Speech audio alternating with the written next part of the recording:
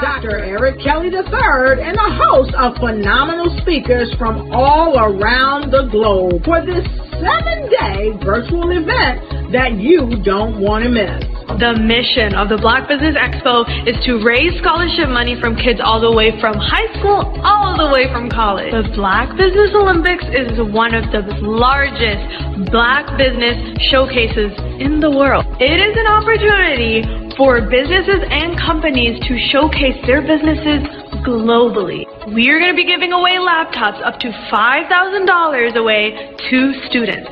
Again, I'm Olivia Appleberry, the founder of 2 Cents Finance and one of the speakers for the expo. I am so excited to see you there. For more info, go to www.blackbusinessexpousa.com or call 919-308-9090 and hope to see you there. I am Black Business. From the moment I wake until the time I sleep. Yes, I am Black Business. I am Black Business. Tell me, are you Black Business? I am Black Business. Do you support Black businesses? Listen, I support Black business because I am Black Business. Black Business Expo, one of the largest business showcases in the history of Black business in the world. The world! Sign up today at www.blackbusinessexpousa.com or call 919-308-9090. I am Black Business.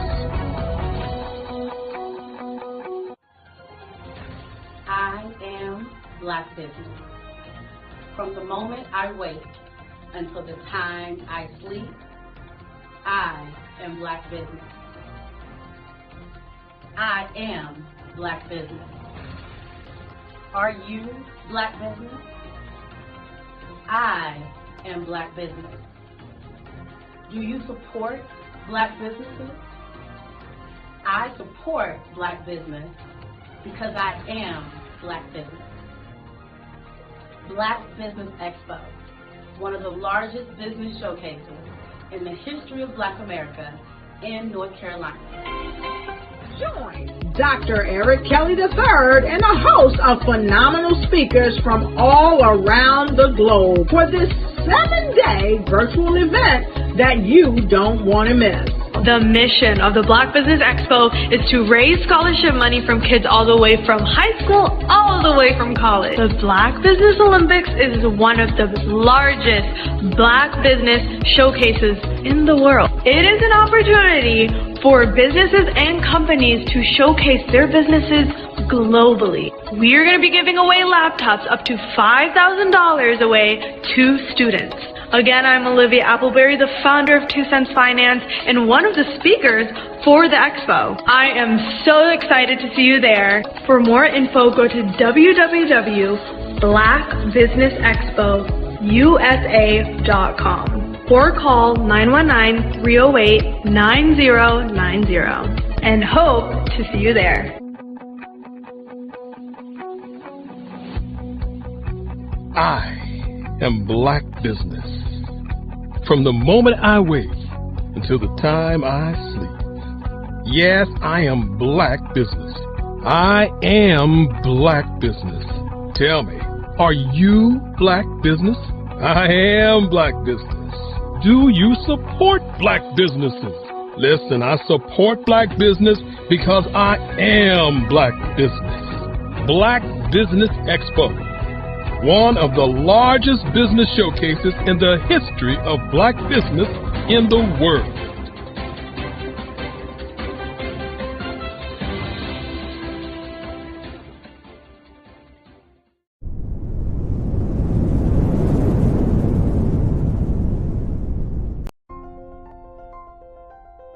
What if you could build your own city? A place where every child can find nurturing people to help them achieve their full potential. A place where every adult can access job training support, where health education is abundant, where social justice ruled the land. a place without limitations. Welcome.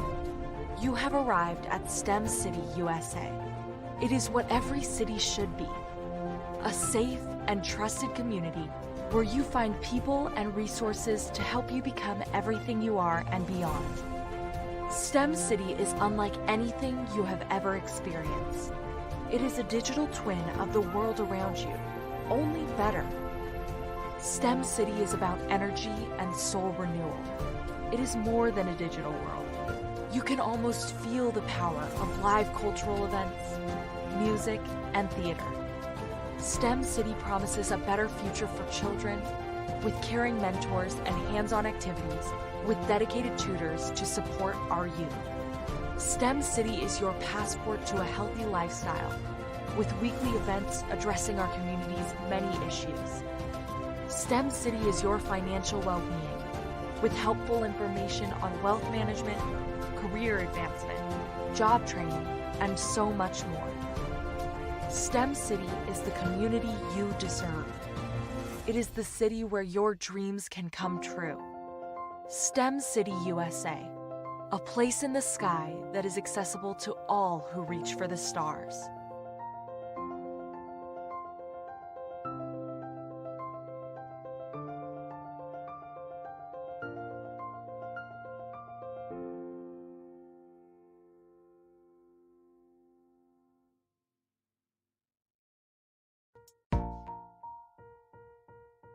Have you ever seen a parent stressed out and needed a stress reliever with their child? One morning I was coming out of a store and saw a mother and her 3 or 4-year-old son. She was highly upset, actually beginning to yell at him. However, the more upset she became, it seemed the calmer the child became. He sat down on the sidewalk, crisscross applesauce, folded his arms, and looked up at her with a smile. You see, the angrier she became, the calmer he became because he had the control of the situation. Hi, I'm Frizelma Lynn. I am the CEO and founder of Frizelma Teaching Parents, LLC. I'm a retired teacher, school district administrator, an author, speaker, and I am the Parenting 911 coach. My mission is to rescue families by equipping parents with proven, effective, and practical strategies to enhance their parenting skills. Many times we as a society expect parents to teach, train, and raise their children without providing the necessary tools they need to accomplish this. However, parenting issues cannot be resolved without intervention. Therefore, Frizelma Teaching Parents has provided coaching programs, digital courses, and live webinar trainings to provide step-by-step research-based parenting strategies, even for parents whose children are disrespectful, defiant, for those who have been diagnosed with ADD and ADHD, and even for parents of adult children. No longer will you have the need to feel like you are a failure as a parent. You'll now have the tools needed for each situation. Trust me on this one. Go to www.parenting911.org. Book a 15-minute strategy session with me or choose one of the coaching programs. Our training helps parents relieve stress.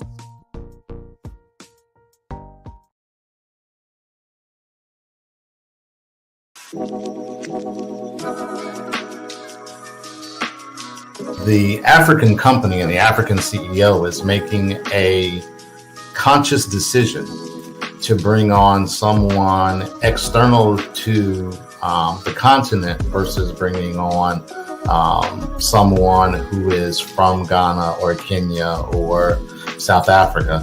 And so the skill sets of the people that we take through our executive leadership training program and ultimately on the placement, obviously have to be extremely high caliber.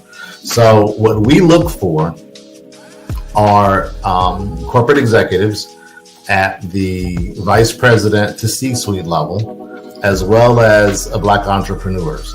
When we look at the Black corporate executives, we're looking for some very specific skill sets, whether that be around supply chain, sales and marketing, engineering, product development. We want our folks to be able to add immediate value to the corporate board, right? And the other thing is, even if they don't necessarily have specific industry experience, they're bringing a diversity of thought.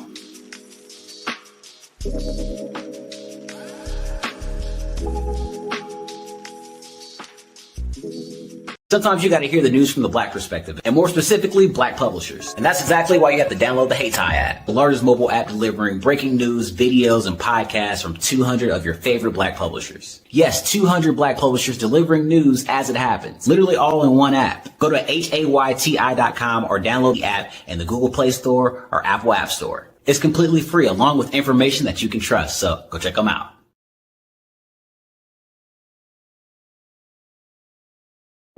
Ladies and gentlemen, and fellow professionals, please allow me to introduce myself. I am David Jones, the co-founder and CEO of the Hello LLC, where I am passionately dedicated to guiding individuals and businesses toward their own return on time investment. Time is my only competition. With over 20 years of experience as a corporate C-level executive, I bring a wealth of knowledge and expertise to the Hello LLC. My career journey has been marked by a relentless pursuit of excellence in marketing, strategy, and business management leadership. I have had the privilege of working with renowned Fortune 500 companies such as Xerox, American Airlines, Hilton, and Geico. However, what truly drives me is the transformational work we do at the Hello LLC. We are pioneering a new approach to business in the metaverse, where we empower businesses and individuals to build strong foundations, automate their processes and systems, while thriving in the ever-evolving digital landscape. More than just a 3D digital marketing agency, the Hello LLC is truly a community built on love, kindness, and integrity. We want more for you than from you. As I often say, collaboration is the new competition. In an era where time is the most precious commodity, I am here to guide you toward your own return on time investment, because if time was sold in stores, it would be sold out. With a deep commitment to excellence and a strong belief in the power of community, I don't just lead a company, I lead a movement into the future of business. Ladies and gentlemen, it is both an honor and a pleasure to be your guide on this remarkable journey. I am David Jones, and together, we will embrace a future marked by success, collaboration, and the transformative work we do at the Hello LLC. Hello stands for helping everyone live life optimally. So, let's make that pivot together and start living life optimally today.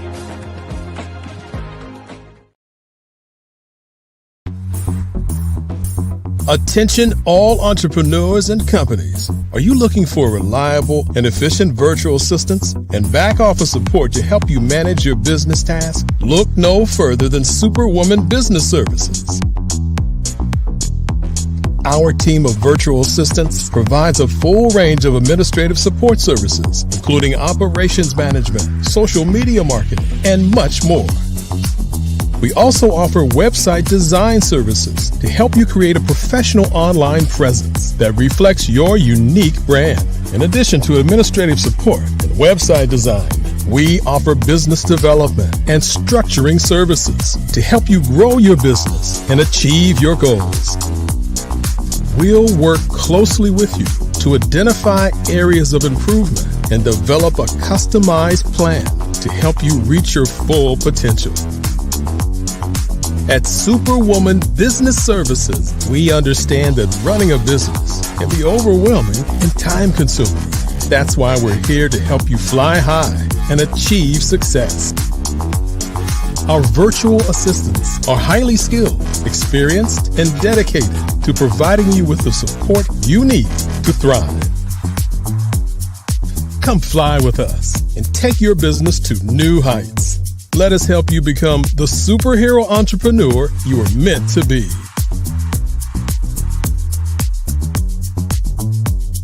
Contact Superwoman Business Services today to learn more about our back office support services. Come fly with us and take your business to new heights.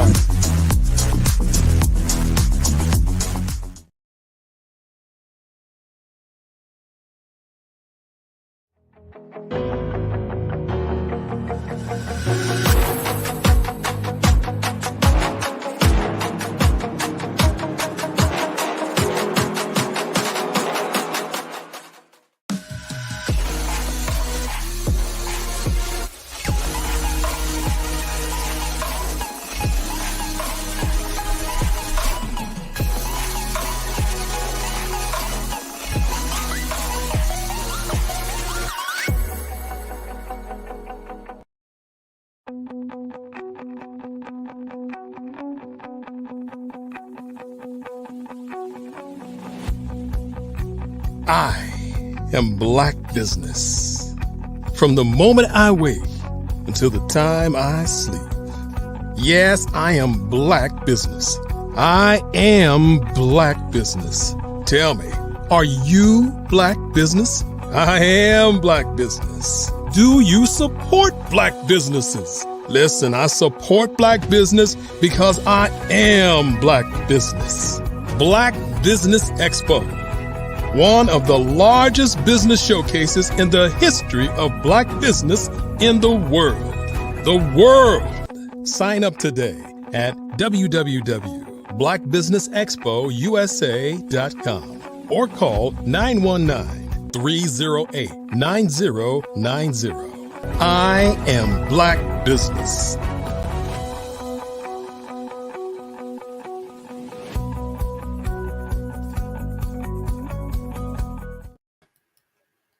Good evening, business owners, entrepreneurs, thought leaders, and corporations. Welcome to the Black Business Network. My name is LaShawn Powell. I am a certified event planner and the owner of Eventfully Sean, LLC, event planning and event management services. I am your business moderator for this evening on the Black Business Network. The Black Business Network is a 24-hour business network showcasing Black businesses, business owners, entrepreneurs,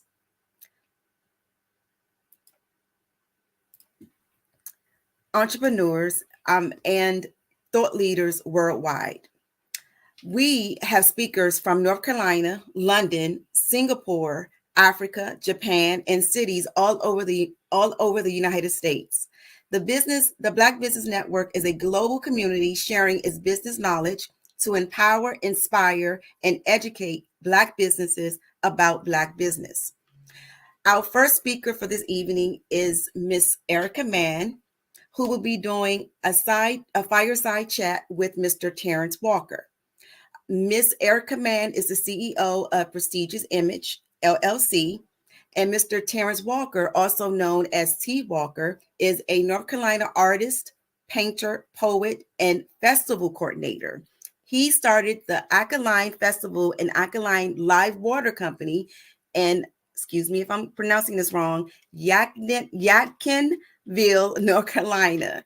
He is the founder of a nonprofit by the name of Heavy Energy. It is my esteemed pleasure to welcome and present to you Ms. Erica Mann and Mr. Terrence Walker. Hello, LaShawn. Thank you so much. Hello. Good evening. And genius is common, and I'll see you on the other side. Awesome. Thank you, LaShawn. Terrence Walker, Mr. T. Walker, thank you so much for joining us. We greatly appreciate having you. Come off mute for just a moment. It looks like you're mute. My bad. My bad. I thought I had unmuted that. No, I'm grateful to be here. I appreciate y'all for having me, and I'm looking forward to the conversation and the build. Same here. So let's talk about some of the things that you have accomplished. in such a short amount of time, which is quite inspiring, might I add. Tell us a little bit. I know that LaShawn shared some information about who you are and what you do, but shine a little bit more light on the magnitude of what it is that you do. So I'm a hip hop artist. I'm a poet. I'm a gallery curator. A festival coordinator. I'm an educator. I'm an entrepreneur, and I'm an all-around creative, right? And I'm inspired, just by the people around me, and so which incorporates, what has created this magnitude of things I do, and it's all about giving back, to the people, whether it be through knowledge, whether it be through resource, whether it be through experience, which can educate and inspire. And I'm grateful, to have this gift, but also these resources and these connections to people, and it's things, like this, what I'm experiencing now, that have inspired me, because I come from a family of business owners and entrepreneurs. So it's in my blood. I come from a family of speakers and organizers and creators and connectors. So to be able to continue out that legacy just feels amazing. Thank you so much for giving us a little bit more detail there. Talk to us about Live Alkaline Water and what that is, and how that ties into the Alkaline Festival, and how that gives back to the community, and how it supports the community. Yeah, so Live Alkaline Water, we're the best hydration in the nation. So it comes from a Black indigenous family owned property, here in Yadkinville, North Carolina, right? We're on a crystal mineral based body of land. So the minerals in the water is 100% natural. The pH is balanced naturally as well, which is why we call it live. It's coming from a living source. We don't get it from a source where it has to go through a process of being essentially killed and dead and brought back to life with false minerals. So I like to highlight that, because we are living beings, and we need things in our body that's going to enhance us, not take things away, from us as well. So we've created the Alkaline Festival around that. We wanted to create a holistic healing experience. Through festival, where the water is coming from is where this festival is held. And there's a lot of, development and things that's happening there that sometimes you can talk people to death, and you can tell them what things look like on another side of life, or if you are growing your own food and things of that nature, or sometimes you can just be active and do things. And I think that's really what activism was all about, things in action. So this is a thing of action. It's an experience where people can come together for 3 days and 2 nights, experience live music, yoga, meditation, camping, bonfire, hiking, vendors, food trucks, etc. And it's all businesses that look like and represent them, but represent holistic healing and health and wellness. And we want to constantly highlight that, because we can't have business if we aren't healthy. I agree. And that is quite an effort, what you're talking about, as far as like the Live Alkaline Water Company, as well as the Alkaline Festival. When is the Alkaline Festival? It is August 2nd through the 4th. August 2nd through the 4th. Awesome. And so tell us how that came to be. How did you come up with that idea? How did it transform over time? Yeah, so that was actually, in a way, gifted to me, I'll say, because, we have all this land and space and opportunity, and I was given the idea to create a celebration. So let me just paint the picture for you. So out there on the property, you've been there, there's tiny homes and things of this nature, but some of those tiny homes are converted into a kitchen or a restaurant, a cafe. Some have been converted into a fitness center. So with the grand opening of the restaurant, it was like, let's create like a celebration, for that. And me, I always think big. So I'm like, no. I don't want to just do like a grand opening. Like, I want to do a festival. I want to do an experience where people can come together and we can have fun, and we can celebrate the opening of this business, but to celebrate the continuing, support of this space. But I'm like, why not bring other businesses, Black businesses out here, where we can support all of these people, so that we can know where we have these other resources. And that festival turned into an annual thing. We'll be hosting it for our 4th year this year, and it continues to grow. We continue to meet new people. We continue to get new resources. But our main goal is to create an economy, within our space, so that we can continue to be an example, again, of just not talking about it, but doing it, but also like utilizing other resources that we have. I'm an educator, so I bring educators to the space, because eventually we want to create our own space where we can educate, and educate on things early. I don't feel like young people have to wait to get to college to experience things. The things that they're hearing in music and that they're regurgitating lets me know that there's so many other more impactful things that they can like get at an early age. And the festival creates that space. Let's talk a little bit about the educational piece that you mentioned. For sure. You created and founded Heavy Energy University, right? Yes, Tell indeed. us what that is, how it came about, and how it kind of connects to everything that you're doing. So I'm a hip hop artist, and I was getting ready to go on tour. I was working on an album. You know, I had a song called Heavy Energy, and I was thinking of what I wanted my entity to be.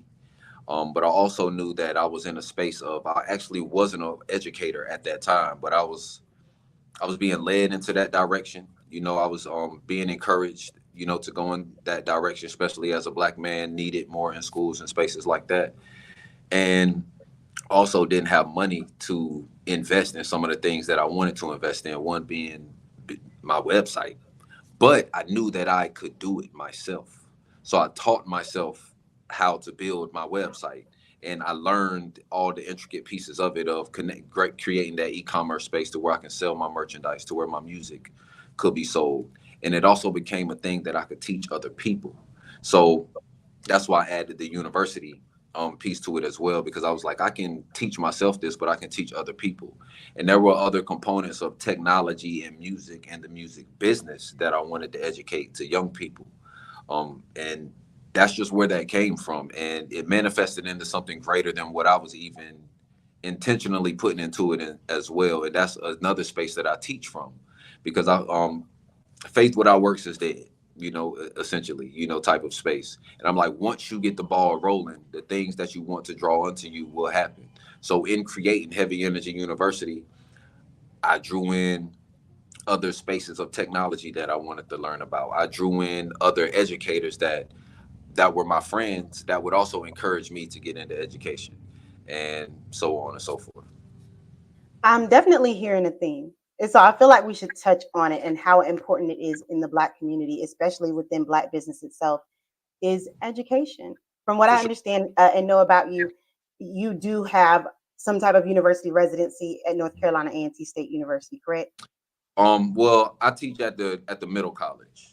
At the middle college. Oh, Tell us about that experience and how that lends to how you view and place value on education, even through the work that you do as an artist. So being at the middle college, I'm there with, I'm gonna say 98% Black young men. It's all young men. And the majority of the women, teachers and educators are Black women. And so they also encouraged me, you know, to be there a lot more. Started as just a sub and then getting my programs and things into these spaces. But it's an opportunity to connect with the generation, especially as an artist, because I can create lectures and things based off of the music that they're listening to, you know, and connect it to different times and talk to them about the Harlem Renaissance and the Chicago Renaissance and civil rights, and connecting it, you know, to protests through music or things that in our own music were protested and why. And just that space alone has allowed me to hear them differently. But, you know, there's also another thing in holistic health where we discuss healing our own inner child. You know, so while connecting with these young men and hearing the things that they're, you know, going through or into and things of that nature, it gives me an opportunity to work with them on that level. So I'm totally grateful for that space, because they look up to me and they've allowed me to be somebody that can hear them, but also speak to them in a way that they listen. And one of my students is now one of the artists that I'm developing a brand with, and we're doing business with. And I had an opportunity to educate him and the entire class on, you don't have to wait till you have bills to make money. If you have a gift right now, let's dive right into it. Let's do it while you don't have the responsibility of bills, and why you don't have to worry about a card note, and why you even don't have to worry so much about trying to find different sponsors and things for investment. Let me teach you how to do that now, though, so that you can do it. And by the time you really are out there on your own, you'll be in that space. And it's certain things that I wish, you know, I had experienced, but instead of just sitting on a wish of what I had experienced, I can give that because I have that to give. I think that is quite the inspiration. Just from a perspective of being a business consultant, one of my passions is also making sure that we start teaching financial literacy younger, because in high school, I knew nothing about taxes. Nobody told me. And so I knew nothing about credit as well. So the idea that from a perspective of being an artist or being in a creative space, you start to tie together entrepreneurship, financial literacy, business concepts, IT. You are truly someone who understands that skill sets and knowledge is transferable throughout everything you do in your life. So, talk to us a little bit about, you mentioned how you are partnering with one of your students or mentees to really help them kick off what their dream is and make it bigger and larger than life.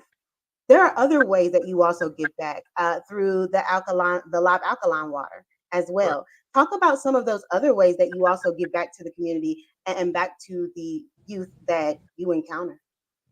Yeah, so I have a brother of mine by the name of Akeem, who has a space in Greensboro, a business that's a healing center, that is a fitness center, as well as has smoothies and things of that nature. But he had a project that he was doing called Hydrate the Hood, you know, and what he was doing was going back to his hometown in Philly and also beautify the block, cleaning up, you know, getting some people, brothers and sisters together to clean up, but also give away the water.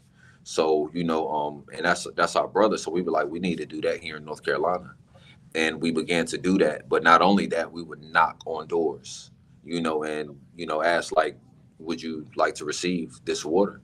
And sometimes there were no's, but other times it was an opportunity to educate. But then you'd find out, you'd meet somebody who is dealing with cancer or diabetes, and their doctor had suggested them alkaline water.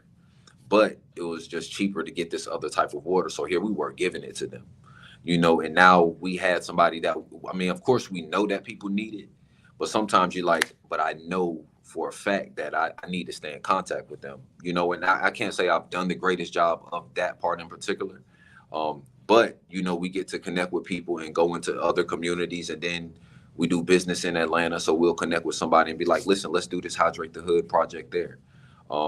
And we're expanding, you know, that idea, because there's a Flint, Michigan-like crisis going on in our communities all over America, and nobody's coming to give them anything. So because we have this resource and because it is benefiting us, why not take it to the places where they can benefit, you know, as well? And sometimes we do that through just giving it, and sometimes through fundraising. You know, we also want our people to know that sometimes we spend money in places where we don't even know what's being done with that.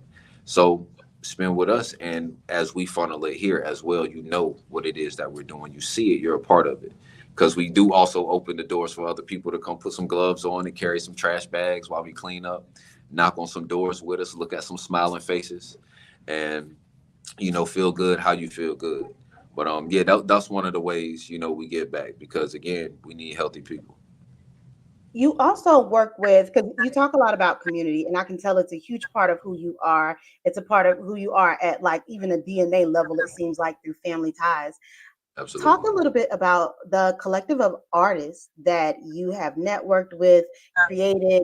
I believe that some of them have been on tour with you as well. So I just completed a 16, well, it started out at 16 cities. We added cities along the way, but it was a 16 city tour throughout the Southeast and, you know, parts of the up north. But what I love about creatives is sometimes we're creating from such a passionate place that we don't even recognize that we're creating history. I bring this up a lot with people. There was an artist by the name of Chief Keef, who's from Chicago, and he began drill music, and the music was destructive, you know, but I had to take a step back myself as someone that had more experience than that 15-year-old man at that time, who used my music to tell a story that he was really only sharing what his experience was. And so that was his, that was a news flash to me, but also like in a literal sense of these young people are dying, you know, out there, and they need love, and they are crying out.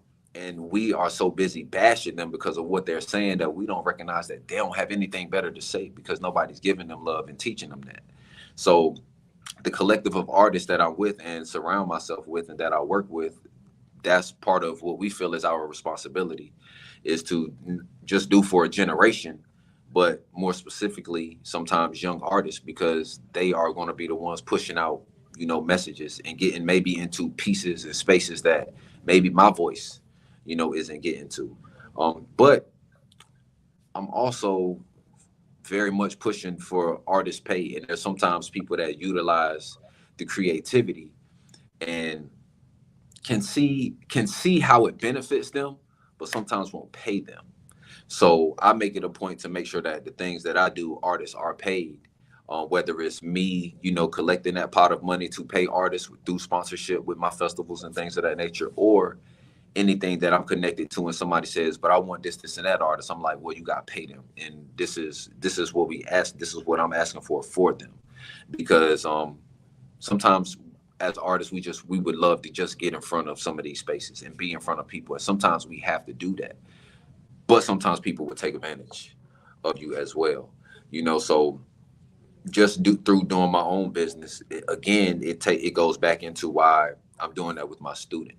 I'm giving him an opportunity to see how this business works, how much it costs, to get these resources. Right now, he's doing the designing and I'm getting the products, and we're selling them and we're sharing, the splits. But I'm wanting him to see how much these things cost. We got a $600 order on our website for shirts. So what for some merchandise and other things that we had created. And I showed him how much he made, how much these resources cost for us to make, and things of that nature, because that's a part of the growing process. And as artists, there's so many different things we can teach. There's consciousness and music. There's education. There's literacy, financial, and things of that nature in music. So I love being an artist because of that, but also like being connected to other artists who are also doing that and that I can learn from as well. If that answers your question. I know I go off on tangents a little. No, it did. Actually, I'm gonna grab a piece of paper because I find what you say very near and dear to my heart. Reason being is because, to your point, a lot of times all it really takes is for somebody to set the inspiration in motion to show you. I know you don't know this. Some of the viewers may from my platform, but I lost my brother about 2.5 years ago. And Chief Keef was one of his favorite artists. And so when I think about the conversations we had with him before, his passing, his transition, I think about the fact that one thing I know that he really wanted was that type of support, that type of inspiration. And at that point in time, he just did not have it. And so I do see how that can really alter the course, excuse me, of someone's life. For sure. So thank you for giving back in that way and caring enough to show someone, because it's not enough to tell them. For sure. And I appreciate you sharing that with me, for sure. Oh, you are welcome. Now, sharing it with this audience might be a different thing. I didn't expect that. So, but while I dry my tears, everybody at home, please tell us a little bit more about the property in Yadkinville and how you foresee the Alkaline Festival in the near future as we wrap up. Yeah, so it's a Black indigenous family-owned property with a number of different, things happening, right? So we're farming, we're growing food for self-sustainability, but also as resource to open a store and share, other things with other people. Tiny homes, are being built and developed there as well so that people can live. But also there's so much space out there, right? So there's a lot of different, so much dreaming happening out there in the space as well. So we have the water, the kitchen. And the kitchen is a space right now where there can be education as far as the culinary arts, but also can just be a school during the day, for children. The fitness center so that we can focus on our physical health, which also contributes to our mental clarity and things of that nature as well. But we've also built a stage out there because, of course, we have our festival. And KRS-One was the first person to touch our stage, that we built out there as well. And people got a chance to experience that. And I think that alone, inspires people. But goals, and plans for the future, as an artist and as a creative, there's so many different spaces of retreat, that I want to create. For artists who want to just get away, come sit by a bonfire, do some fishing while they record their music at the same time. There's so much music that I've recorded by the bonfire, out there on that land. We want people to see the farm. We want people to come out there and volunteer and take their shoes off and get in the dirt and put their hands out there and grow some corn or some kale or some cabbage or some herbs, out there as well. The land, it's a space where we are developing for other people to experience, to either be a part of, or if you decide, hey, I've got something, out here, and because I was inspired here, I would like to create something here as well. And it's given me an experience to make me think of, again, other networks. I keep looking at this network at the top of the screen, and it makes me think of other networks. There's so many other farms and spaces where people have land that are happening, that are throughout the country. I know some in Portland, some in Atlanta, some in DC. And I just constantly think of us being able to create a network of, even while I'm traveling. So what if I don't have enough space to carry all the water that I need during travel? I would love to know that I can connect with this other space and land that has a resource that is in connection to mine, in alignment, or with ours rather. It's not even mine. It was, it's here for us to have.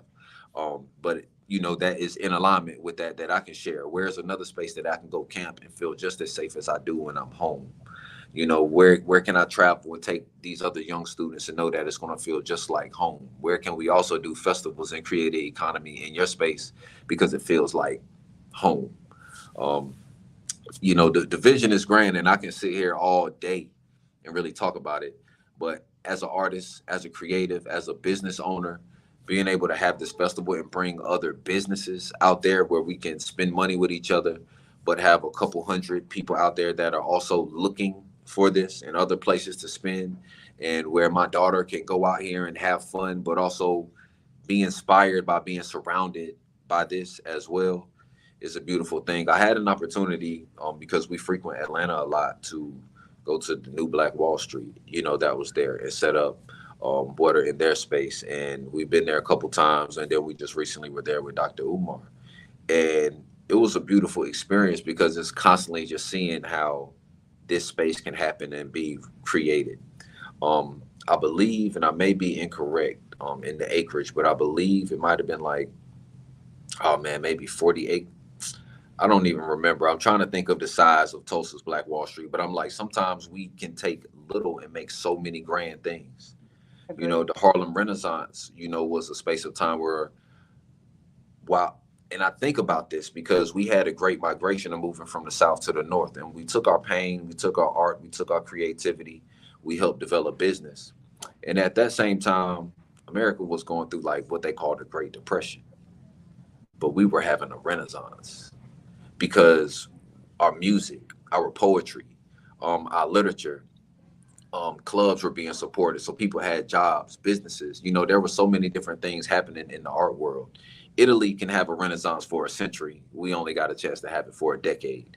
But to be able to look at what happened and what we were able to create, what things are still being inspired now, from the artistry, from the businesses and things that were during that time, it constantly makes me think about what can be done with this land, what can be done with the artistry, what could be done with the collective of educators that I know and the collective of businesses, and this is a beautiful example, the network, that's happening now. Now, I know that, and I know we're running out of time, but I know that you are going to be at some North Carolina wide events coming up soon here that are very well known, and that you've also been able to bring quite a few other predominant artists to North Carolina. Tell us a little bit about that, and I believe the upcoming art festival or film festival that you're included in. Yeah, so we have an experience that we host called We Are the Gold. There's a Japanese word called Kintsu Kuroi, and Kintsu Kuroi is taking broken pottery and putting it back together with gold. So, and I had that concept just sitting in my phone. And while we were thinking about bringing David Banner to North Carolina, we were like, this is going to be the We Are the Gold event. We're going to bring all of these Black businesses and Black people into this one space. And as broken as this place, as this country, even some of these cities that we dwell in are, we always seem to hold it together, whether it's our contribution to business because we spend over 1.3 trillion, and keep a lot of things going. And unfortunately, sometimes gold isn't always polished, so, now let's polish it, at the same time. But David Banner, was one of those, a phenomenal person and poet and educator by the name of Sonny Patterson from New Orleans. We brought her to North Carolina A&T. Knowledge reigns supreme over nearly everything. We brought KRS-One to North Carolina quite a few times. I'm trying to think. 19 Keys, our brothers Blue Pill and Red Pill. And now I had the opportunity, to open up for AJ McQueen in June, in the hopes of bringing him. We have our connection with Moo Moo Fresh, and looking to bring her. And as an artist, my art exhibit opens June 7th, and I've had an opportunity to bring a lot of artists, into that space, and also some artists who have gone to, you will see them do other wonderful things. Carlos Parks, Tymeeka Mabry, Damian Mathis, a lot of beautiful, artists with beautiful creativity. And then in August, right before our festival, we have the National Black Theater Festival that happens biannually in Winston-Salem, where all of Black Hollywood is in the space along with Black businesses. Yes. And the poetry team that I'm a part of, Word Society, we will be headlining that Thursday, which is August the 2nd. We'll be headlining their Midnight Poetry Jam. And we've been headlining for the past 2 or 3 of those theater festivals that happen. But those are all wonderful, beautiful experiences as well. Because it goes beyond theater. They also Black Business Expo. So you get to walk through there and meet hundreds of business owners who might have just started a business and wanted to invest in being in one of the biggest places, or somebody that's there every year and they're like, I can't miss it. And people come from all over the place. So it's also an opportunity to just make connections with somebody that's somewhere else and learn their story and why they decided to even come here themselves. Well, it's definitely an awe-inspiring story as far as your journey and how you've been able to network and pull people together and educate the community and give back, even in times when you probably didn't have very much to give. And so tell our audience how they can learn more about your upcoming events, how to follow you on social media, and support you and all of the many ventures that you take on in supporting our community here in North Carolina. Well, I appreciate that for sure. My website is heavyenergyuniversity.com. I'm on all social medias. So the same way my name is spelled here is how you can find me on Facebook. T Walker NC is how you can find me on all of my other social medias. One of the ways, or some of the ways that you can support me, we do have, so my art exhibit experiences are free experiences except for my closing one. But we always are open to donations. We are doing it at the African American Atelier in downtown Greensboro. And always want to continue to support that space as they are growing and doing other things as well. And if you are interested in being a vendor or sponsor for our festival, we need you, because we are constantly growing our spaces. And I'm not a person that really asks for a lot of help, but I'm in a space this year where I'm trying to just open my mouth a whole lot more, because I cannot, and my brother cannot, and my sister and my queen, we cannot do these things by ourselves. So we need y'all as sponsors, there, because I can't keep blocking certain other things that people that's trying to get in, and I don't even see all the things coming through the website, but I need y'all. We need your sponsorship. We need you as vendors. So those are the ways that you can help. Awesome. Thank you. And we all look forward to supporting and helping you as you forge new paths in history, in art and music and everything else. For sure. And get you some Live Alkaline water. We ship and deliver all over the country. We don't just, handle business here in North Carolina. If you need it in New Jersey or wherever you are, we ship and deliver all over the country. And we would love to get it to you. And that tab is also on the heavyenergyuniversity.com website. I'll come pick mine up. I'll drive the hour and 45 minutes.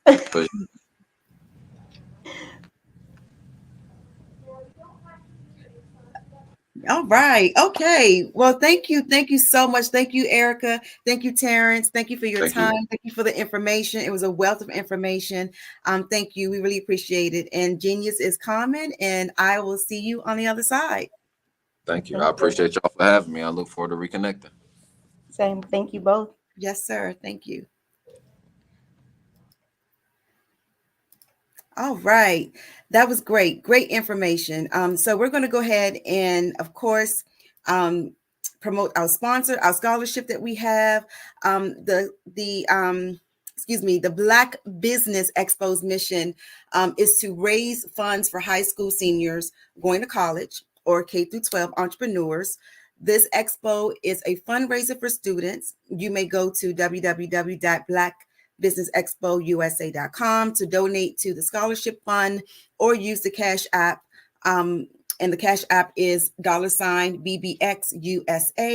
Our goal is to give laptops up to $5,000 to 10 students. Students can register online at blackbusinessexpousa.com. Every dollar counts. We want to remind you to donate to the scholarship fund today. We would also like to thank our Black Business Expo USA sponsors for the month of May. We have NC 100, Moody Capital Partners, Suede Soul, BDM Media, Lotus Richey Coaching and Training, Carolina, Virginia Minority Supplier Development Council, Step Management, Hello LLC, BHS and Associates, Margie McLean Foundation, Inc., Genius is Common, Earth Essentials, Melaine Shawnee, Global, Executive Women's Success Institute, The Quality Coaching Company, Superwoman Business Services, Creative Force Studios, Lee Entertainment, Artistic App Design, Black Business Expo USA. We thank you very much for your contribution to this great cause. And Genius is Common. I'll see you on the other side.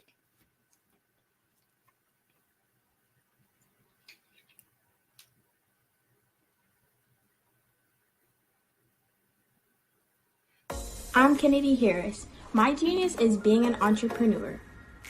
I'm the CEO of K-Lock, a company where I develop my very own line of kids supplements.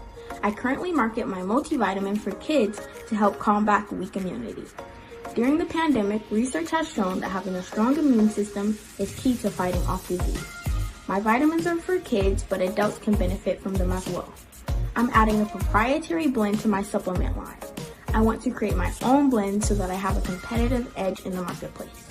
Staying healthy is important to me so that we live longer and have healthier lives.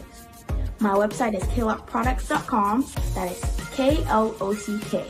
Genius is Common.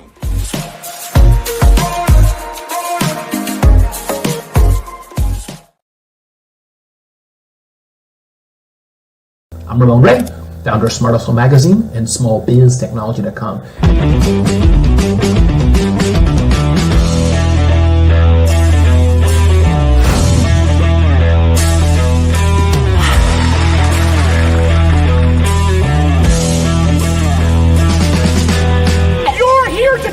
To celebrate small business success. Stand up on your feet. You rocked the house. Hey, thank you. It was amazing. Didn't we learn? For me, success comes from failure. One thing not to do is shake somebody's hand like this.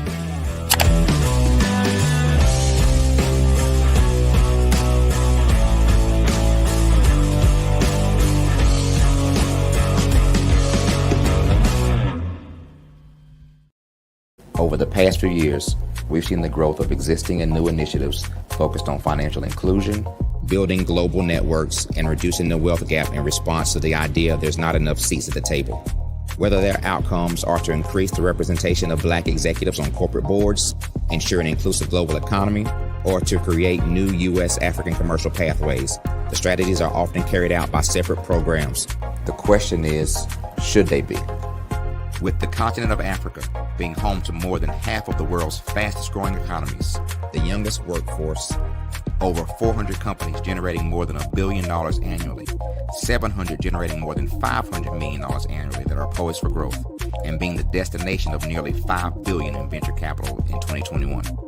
Diversifying U.S. and Africa commercial engagement by building bridges between African businesses and their U.S. diaspora should begin being seen as mutually beneficial.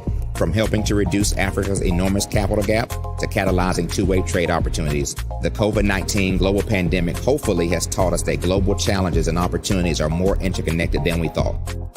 During the pandemic, African companies like Unicorn Flutterwave, insurance provider Reliance Health, ride-hailing app Yasir, and 54Gene, the continent's first bank of DNA on people of African descent, proved that when African companies have access to networks, capital, and information, they grow big, grow fast, and create solutions that are valuable to the world. This is why BDirect was created. We are the first U.S.-based but African-centric board preparedness and board search company designed to connect U.S. Black talent and corporations to African businesses. Unique and fundamental to BDirect's success is our process of helping board candidates adapt their experience and networks to an African context before they're connected to high-growth companies that are looking to locally and globally scale. From our focus groups with African business execs and government leaders, we don't ignore the sentiment that business is easy, but people are hard. Having a pool of board candidates with hard-to-access networks and extensive experience across the business lifecycle, including successfully raising capital, is table stakes for an initiative like this. So yes, we have that. But corporate or entrepreneurial success in the U.S. does not guarantee success in Africa. Developed alongside industry partners on the continent, our training program, BDirect Prep, is designed to transpose their experience to create cultural comfort, understanding, and a commitment to helping businesses in Africa scale. Our board governance sessions are African, continental, and country-specific, integrated with cultural awareness and dexterity training, masterclasses led by African industry execs, and mentoring and coaching from African continental-based facilitators.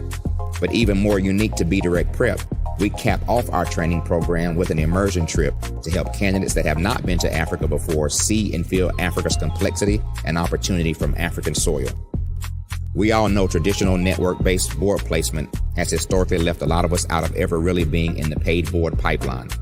Our strategy supports the work of many great organizations that are successfully filling seats at U.S. board tables by creating more tables for those that are still left on the sideline. It's time to start seeing the role and value of U.S. Black talent and businesses on the continent of Africa differently. Old perceptions and habits limit economic inclusion. Let's transition Black talent and the African businesses they will support from the periphery of the global economy to its core. Living in a global lockdown, we all know now how fast local and global economies can change, and see the value of having businesses that hire, strengthen local value chains, and even grow globally. Status quo in any form holds back progress. We must democratize U.S.-Africa commercial engagement by socially and economically connecting cultures that have long been disconnected. It's time for Africa's U.S. diaspora to redefine their global value by helping African businesses scale continentally and globally.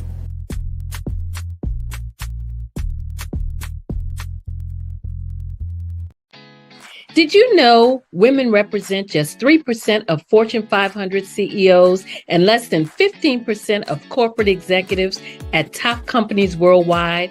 Have you wondered what the secrets are to getting into the top ranks, whether in the private or public sector? Do you want to figure out how to stop being held back in your career or passed over for promotion? Then you're in the right place. Hi, I'm Dr. Madeline Ann Lewis, President and CEO of the Executive Women's Success Institute. I have decades of experience in the military, the federal government, and corporate America, and my mission is to help women succeed and tap into their full potential. I want to reach 1 million plus women around the world to become the leaders they are meant to be. So if you want to move into a management or executive level position, or maybe you are a female veteran transitioning out of the military into business entrepreneurship, then reach out to the Executive Women's Success Institute at 301-693-3284. Let us get you on the fast track to success.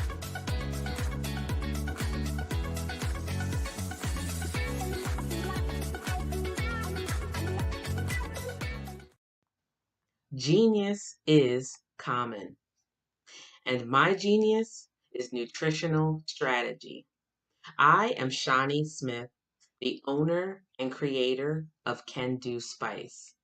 Can Do Spice was created because I knew that adding herbal and mineral supplements to my diet did not have to be boring.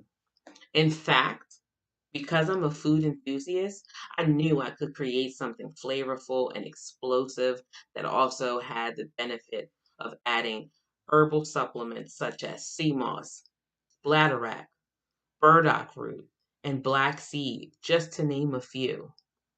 I invite you to take this journey with me where we come together and take control of our nutritional health. It is my way of sharing my genius, the gift of flavor and the healing power of herbs to the world. What is your genius?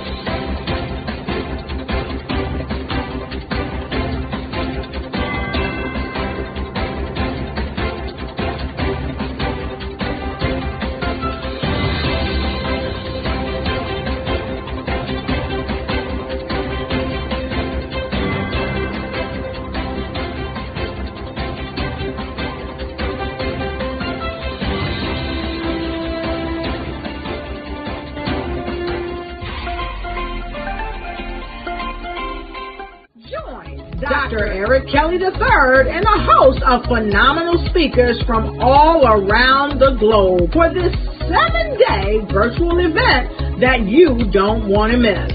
The mission of the Black Business Expo is to raise scholarship money from kids all the way from high school, all the way from college. The Black Business Olympics is one of the largest Black business showcases in the world. It is an opportunity for businesses and companies to showcase their businesses globally.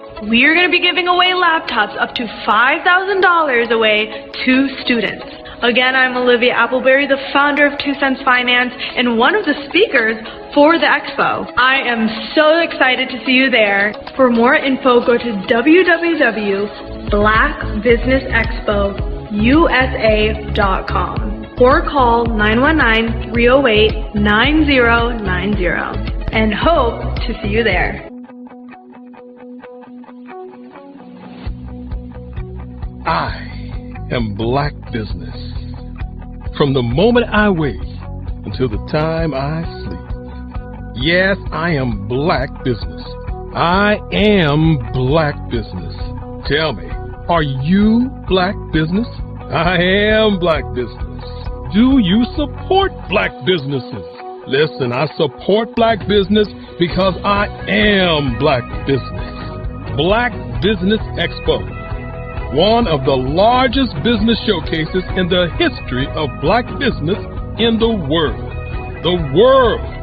Sign up today at www.blackbusinessexpousa.com or call 919-308-9090.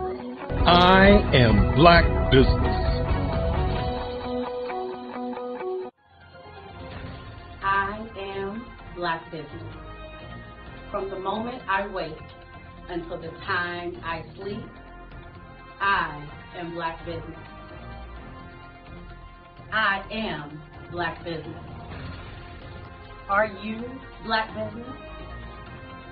I am Black business. Do you support Black businesses? I support Black business because I am Black business. Black Business Expo, one of the largest business showcases in the history of Black America in North Carolina.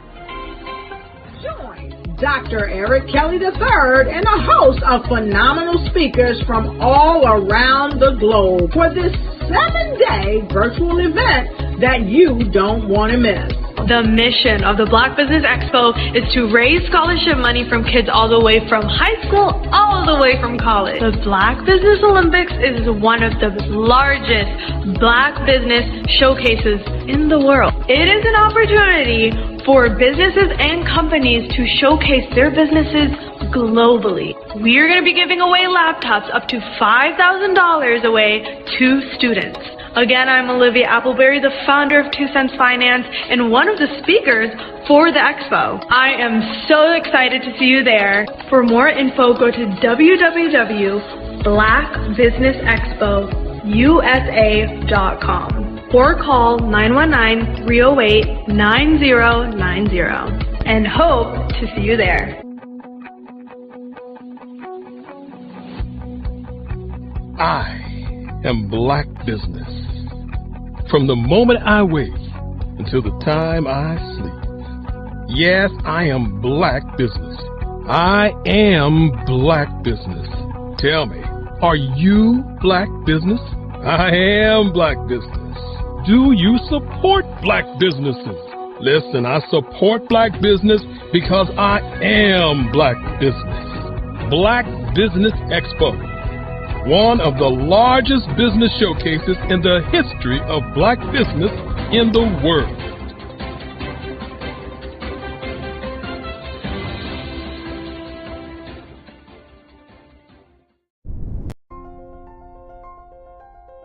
What if you could build your own city? A place where every child can find nurturing people to help them achieve their full potential. A place where every adult can access job training support, where health education is abundant, where social justice ruled the land. A place without limitations. Welcome. You have arrived at STEM City, USA. It is what every city should be. A safe and trusted community where you find people and resources to help you become everything you are and beyond. STEM City is unlike anything you have ever experienced. It is a digital twin of the world around you, only better. STEM City is about energy and soul renewal. It is more than a digital world. You can almost feel the power of live cultural events, music, and theater. STEM City promises a better future for children with caring mentors and hands-on activities with dedicated tutors to support our youth. STEM City is your passport to a healthy lifestyle with weekly events addressing our community's many issues. STEM City is your financial well-being with helpful information on wealth management, career advancement, job training, and so much more. STEM City is the community you deserve. It is the city where your dreams can come true. STEM City USA, a place in the sky that is accessible to all who reach for the stars.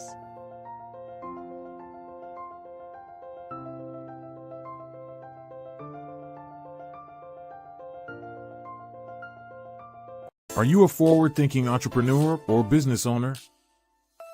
The world is changing faster than ever, and it's time to pivot and adapt to the future. Hello LLC is here to help you do just that. Hello stands for helping enterprises leverage leading-edge optimizations. Our innovative solutions can streamline operations, reduce overhead costs, and give you a competitive edge in a market projected to reach $5 trillion by 2030. By pivoting to the metaverse, businesses can tap into a rapidly growing market that is projected to be a significant part of daily life for 25% of Americans by 2026. As a full digital metaverse agency, the Hello LLC can help you create custom solutions to streamline operations, increase productivity, reduce costs, and drive brand recognition. Why should you pivot to the metaverse with the Hello LLC? By leveraging cutting-edge technology, you can provide immersive experiences for your customers, expand your global reach, and unlock new revenue streams. Contact us today to make the pivot.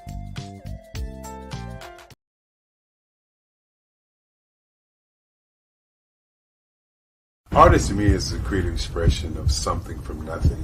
You know, it explodes onto the canvas, or it explodes on in my work.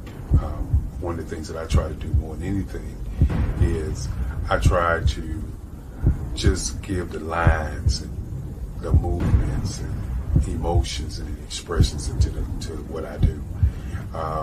art really means to me a chance to express how I feel deep down inside. Most of my art begins as a thought that I might have, whether it's sports, whether it's history, whether it's a woman or a man. It pretty much starts as an idea of thought before I get into the actual image of what I'm going to draw. I do a lot of historical pieces. I was a history minor in college, and I love to do history pieces. And a lot of times I'm thinking about history, and then I try to make that history impact you as you look at it. That's one of the reasons I do pictures so large. People ask me, why do I do the pictures so big? And I tell them, I want the piece to impact them as they're looking at it. To kind of dominate their space. And most of my pieces I try to do off page. I don't try to do anything that's going to be in those four corners or in a square. And I want your imagination to be a part of the piece that you're looking at.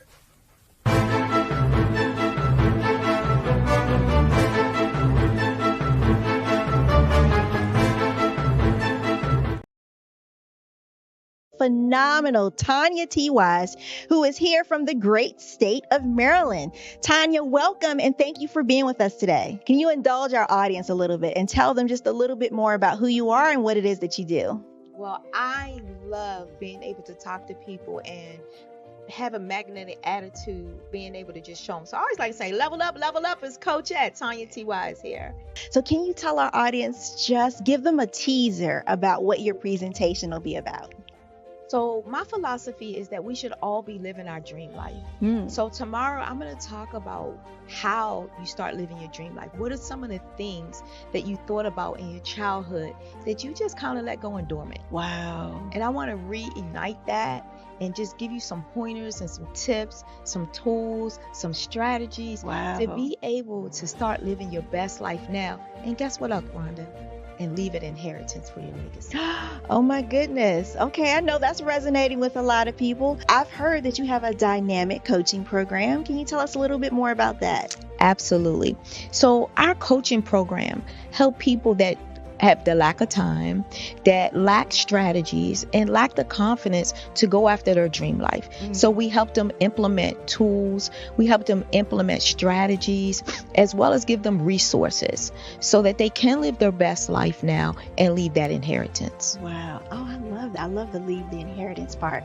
Listen, you are dropping some major nuggets, and I know a lot of what you're saying is resonating with a lot of people, but I think we're all curious. How did you even make this transition into the speaking and coaching arena? What's the story behind this? So I started out in finance, and I realized that a lot of people don't necessarily go after their dream life because of the lack of finances or the education behind finances. But it wasn't until I lost my firstborn, my only son, that life changed for me. And where I was going after it all, living the corporate life, hit my 6-figure income and living in my dream house with my dream man, driving my dream car. I nearly lost it all when I lost my son. And so I realized it only takes one financial catastrophe that can change your entire life. That's what made me start All New Beginnings. Because no matter what's going on in life, there's a new beginning. And because of that, we develop a program called Wise Minded. My little slogan is, don't just dream it, let's live it. If they want to connect with you or work with you, what is the best ways for them to be able to do that? Well, for my social media guru, you can connect with me on every single social media platform as Tanya T. Wise.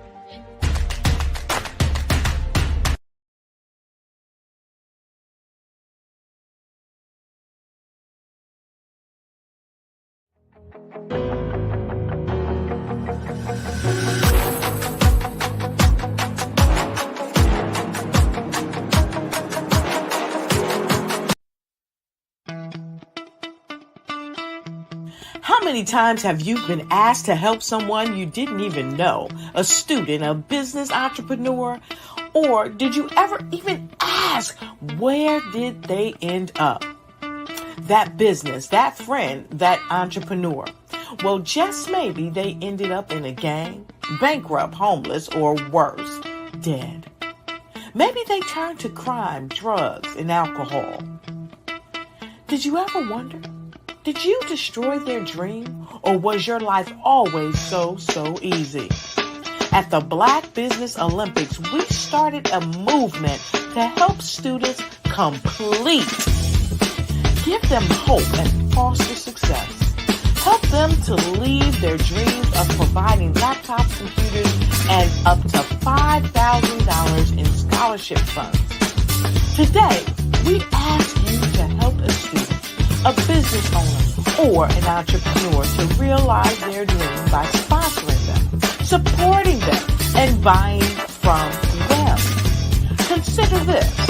With $1.6 trillion in our Black community, we only ask for a small donation for our students, our businesses, and our entrepreneurs. And you can change a life today. So I ask you, what are you going to do? Sit on the sideline and watch our students in high school be leaving, miss out on their dream from lack of resources? Or are you going to donate to the movement and change their future and yours as well? Give us a call today at 919-308-9090. Change their life by investing with action to the Black Business Olympic Fund. The Black Business Olympics, one of the largest business showcases of Black business in the history of the world.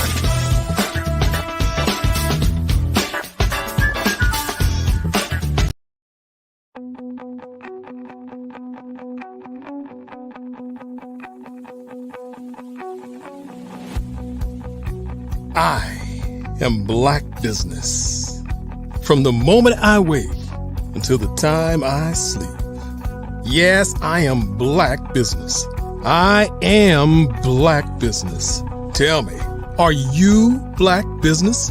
I am Black business. Do you support Black businesses? Listen, I support Black business because I am Black business. Black Business Expo, one of the largest business showcases in the history of Black business in the world. The world. Sign up today at www.blackbusinessexpousa.com or call 919-308-9090. I am Black business.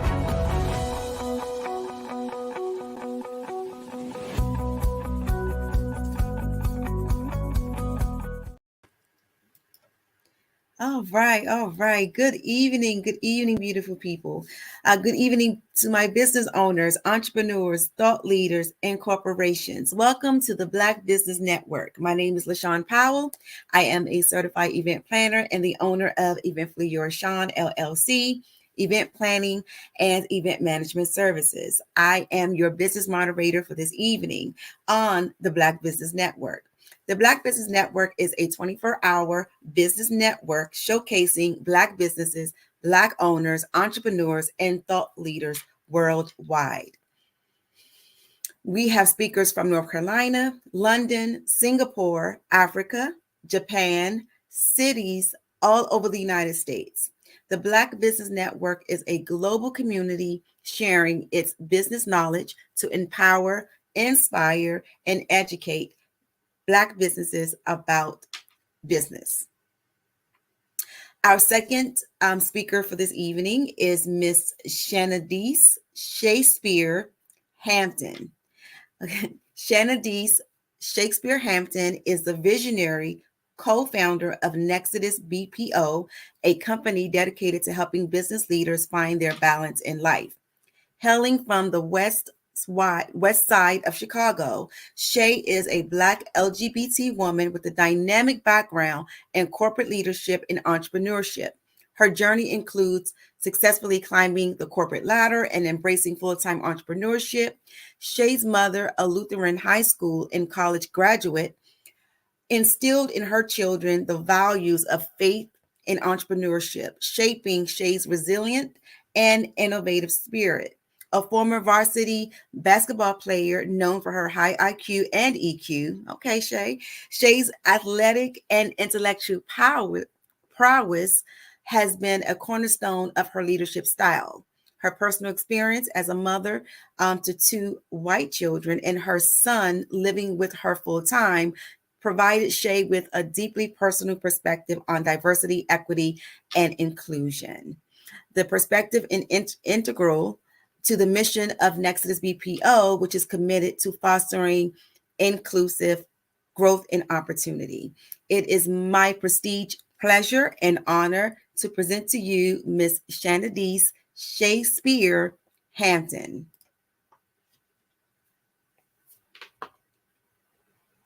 Hello. Hey, how's it going? Going good.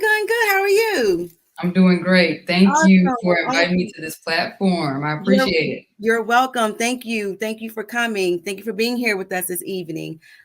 So business, common is, genius is common. I'll see you on the other side. All right. See you soon.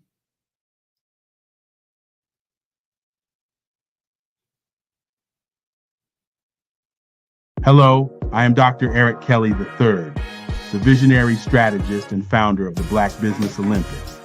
I invite you to showcase your Black-owned businesses on the Black Business Network global stage. The Black Business Olympics is a global Black Business Network platform that propels Black-owned businesses into the international spotlight. By showcasing your business on the Black Business Olympics platform, you can reach a worldwide audience of potential customers, partners, and investors. You can also establish yourself as a thought leader and expert in your field, attract lucrative partnerships, and more speaking engagements. In addition, the Black Business Olympics platform provides a valuable opportunity to connect and collaborate with like-minded entrepreneurs and business professionals from around the world. This can lead to new business opportunities, ideas, and relationships. Finally, by sharing your story and expertise on the Black Business Olympics platform, you can inspire and empower others. This is a powerful way to make a positive impact on the world and leave a lasting legacy. If you are a Black-owned business owner, I encourage you to seize the opportunity to showcase your business on the Black Business Olympics platform. It is a once-in-a-lifetime opportunity to make an indelible mark on the world. Be one of the 1,000 visionary entrepreneurs who are changing students' lives, shaping industries, and leaving an unforgettable legacy for their families. Unleash your voice on our global stage and watch your business thrive. Black Business Olympics is one of the largest Black business showcases in the history of Black business in the world. Yes, the entire world. Just give me a call today at 919-308-9090.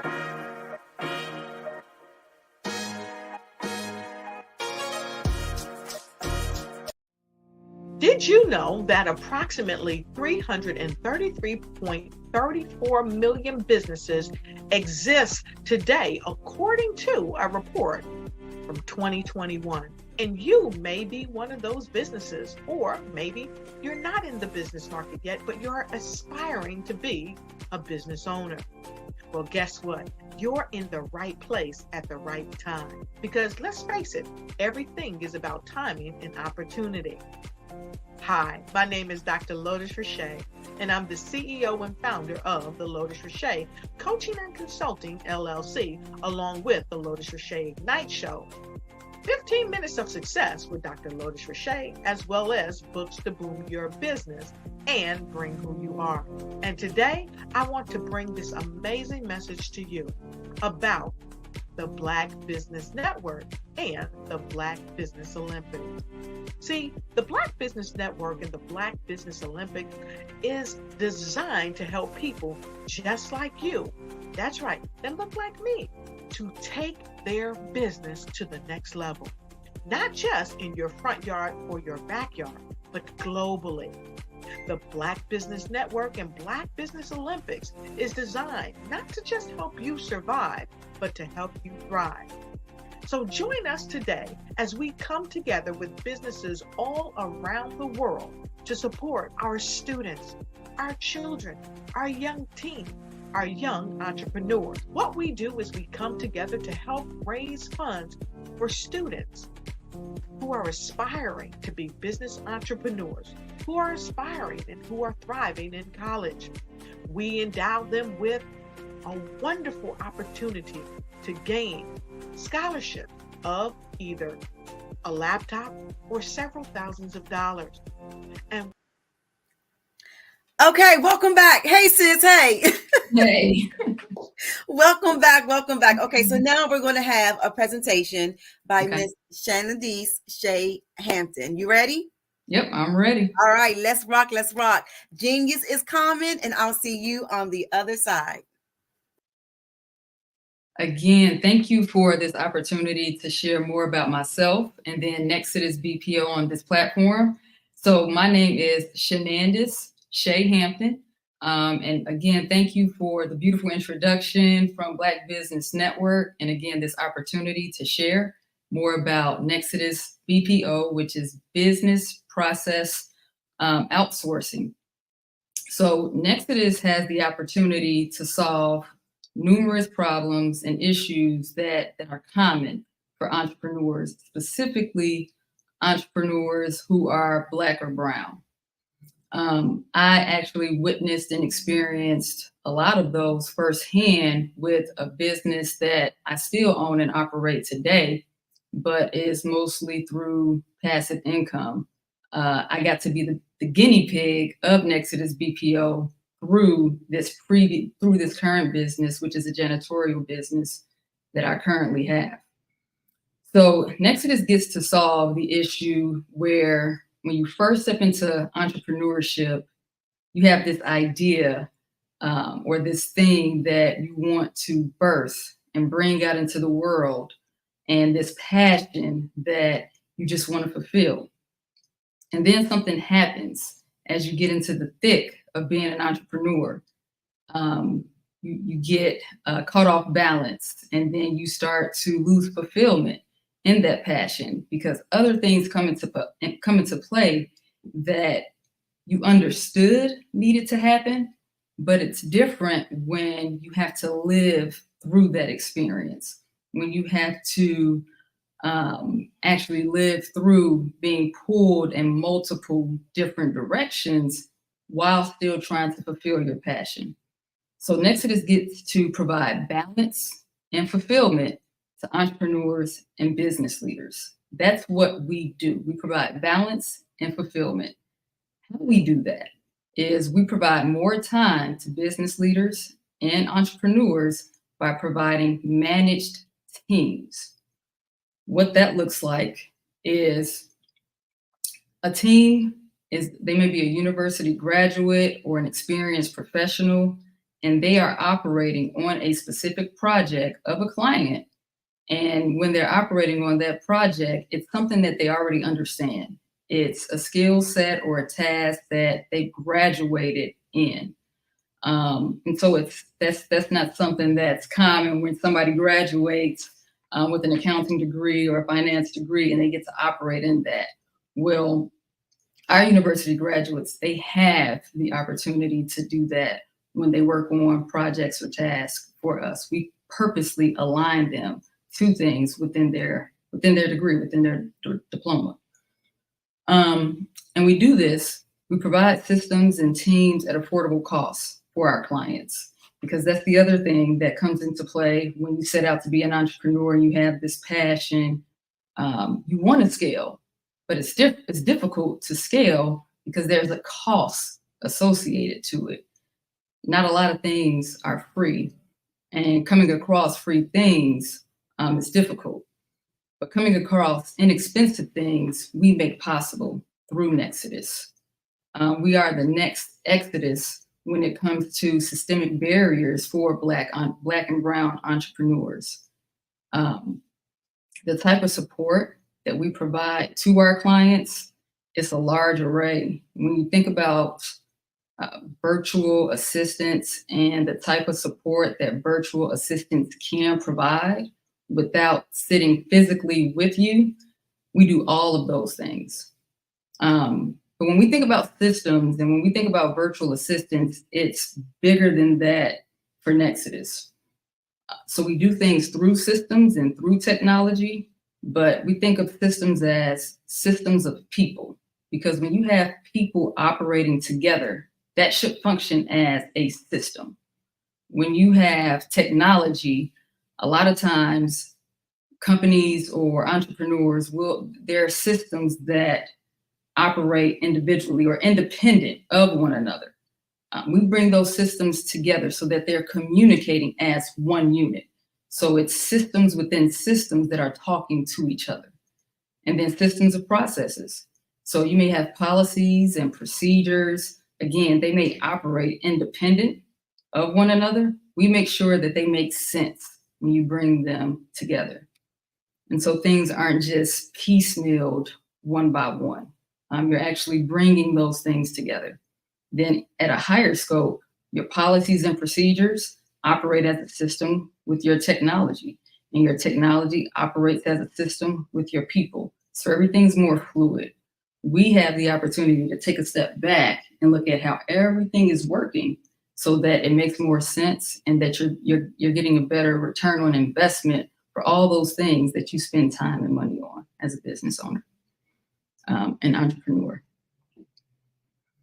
Nexodus is different from other companies like ours or titled like ours. We're in the same industry as ours, because what can happen or what tends to happen, you hire or outsource this virtual assistant or you outsource this task. And then you're tasked to onboard, train this person. And from there, you're also tasked to manage and oversee.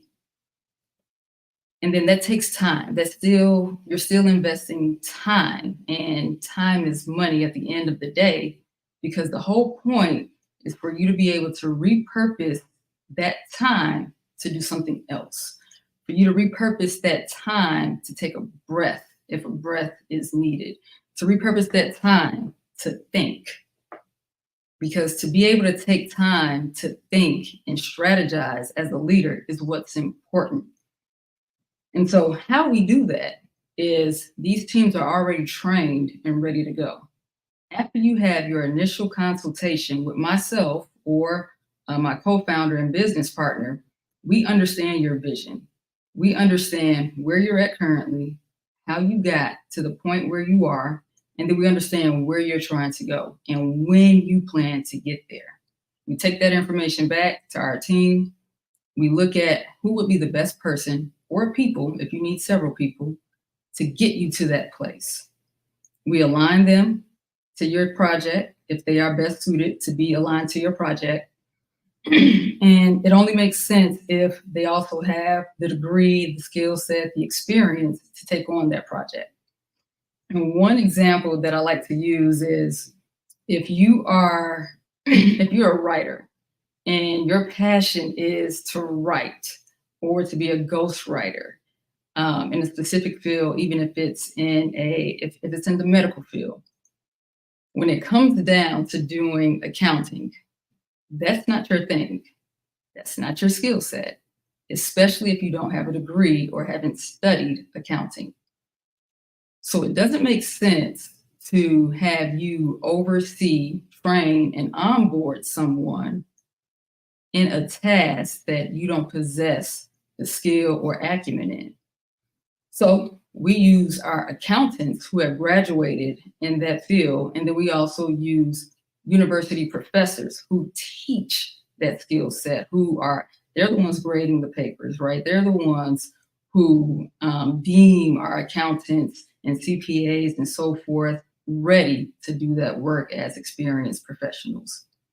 So those are the ones who get to train and onboard our university graduates so that they can do the work. It doesn't make sense for us to have our clients train and onboard our team to do that work if that's not their field or expertise. So we take that off of your plate. So after that consultation with us, we're already seeking and sourcing for the best talent so that you're getting the best value for your dollar at a very affordable rate. Excuse me. Nexodus measures success in a few different ways. Of course, we have traditional KPIs and performance metrics, just like any other company. One of our performance metrics that we look at is during that initial consultation. Again, we try to understand what that client, what their goals are, what they're trying to achieve, and by when they're trying to achieve that goal. That becomes our goal. So if they're looking to go from so many dollars per year or per month to X amount of dollars per year, per month within a certain time frame, for that client, that now becomes our goal. Which, so that KPI or that metric may move or be different from client to client. So how do we standardize that metric across all of our clients? Well, now we began to look at how many of our clients are we achieving or exceeding their goals and metrics. That's how we standardize that specific metric.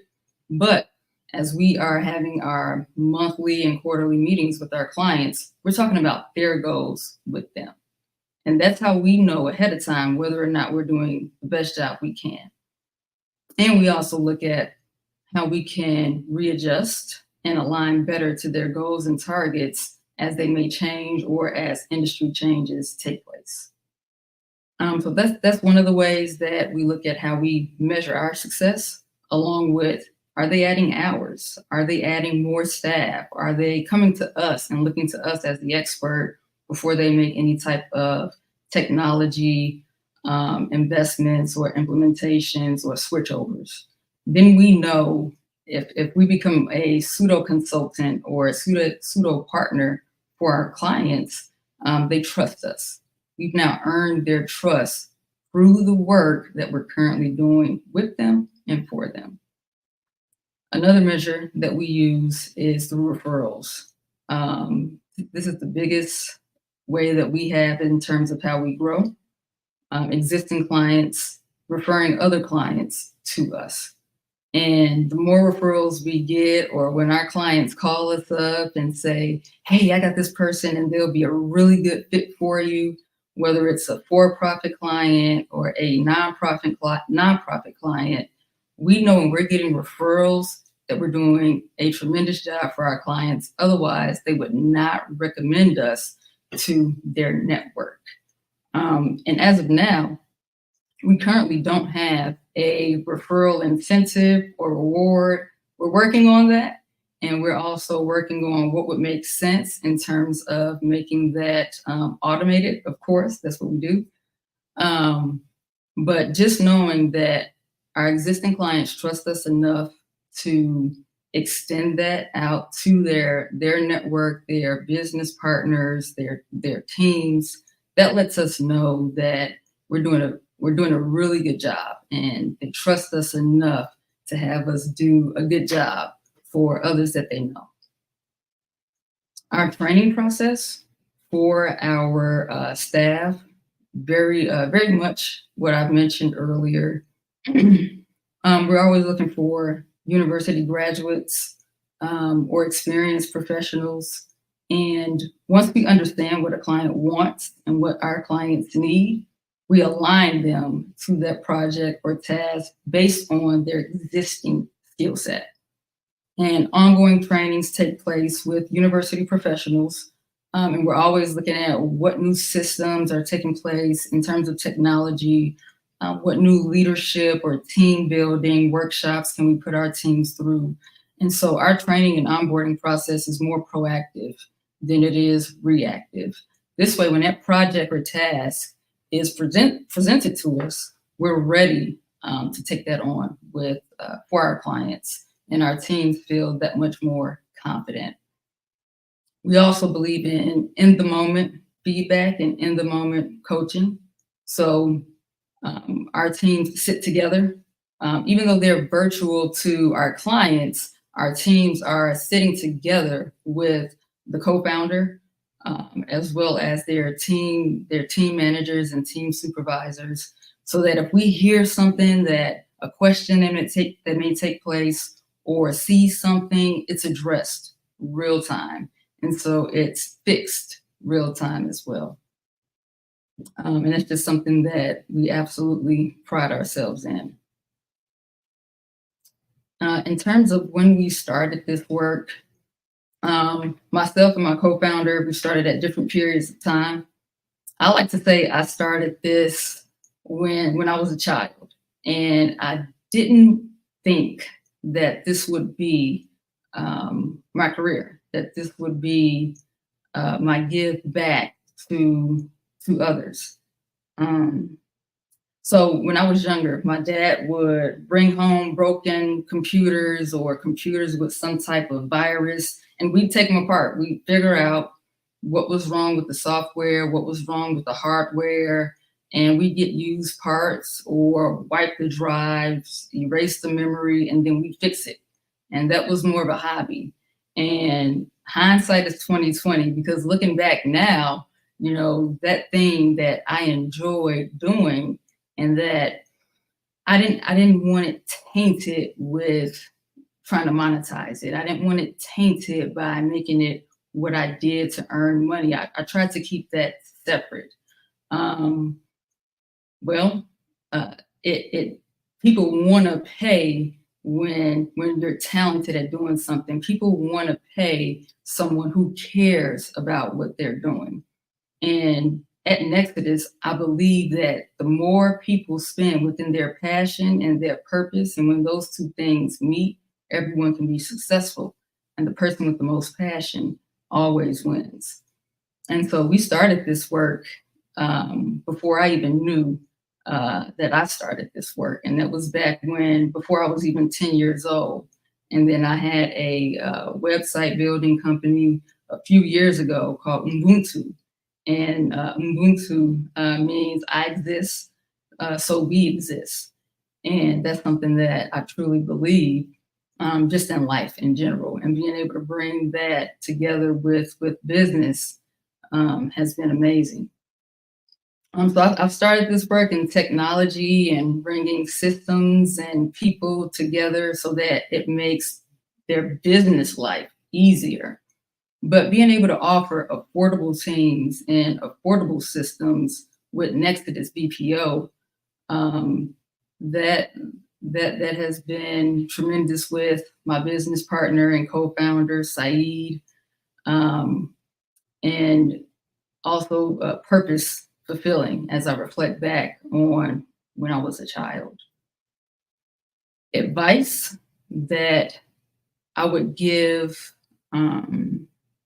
a business leader or a business owner who is searching for a new system or virtual assistant, I would say understand how you measure success. If you don't understand how you measure success, it's going to be very difficult for you to understand what success looks like when it's not working, especially as you invest money into people. You need to know if they're doing a good job immediately. You need to be able to recognize that quickly. So you need to understand how you define success individually and as a business. You need to understand if a system is the right fit for your organization quickly and be able to explain that simply to someone, which means it needs to be ingrained in you what that looks like and how you measure it, not just qualitatively, but also numerically. How would you define and measure success? You need to be able to say that to someone and believe it. I would also say make sure that you build a community. So having things in common and be unified and in unity with people who can help you build your business and help you build you. there's nothing more powerful than having a group of people or individuals who can say, you can do better than what you're doing, or you can think bigger than what you're thinking, and push you outside your comfort zone or pull you outside your comfort zone, and just do things that you only dreamed about and make them a reality. And like I said earlier, the person with the most passion and chasing their purpose wins. So make sure that you're doing those gut checks and that you create the time to self-reflect so that is this something that I'm truly passionate about, or am I just chasing a dollar? You want to attract money, not chase money. So is this something that I'm truly passionate about? Is this aligned to who I am and my purpose? So that I can do what I'm supposed to do while I'm here on this planet. That's my best advice that I can give to any business owner, any business leader. As you guys are thinking about implementing a system of technology, implementing a system of people, process, whatever that may look like.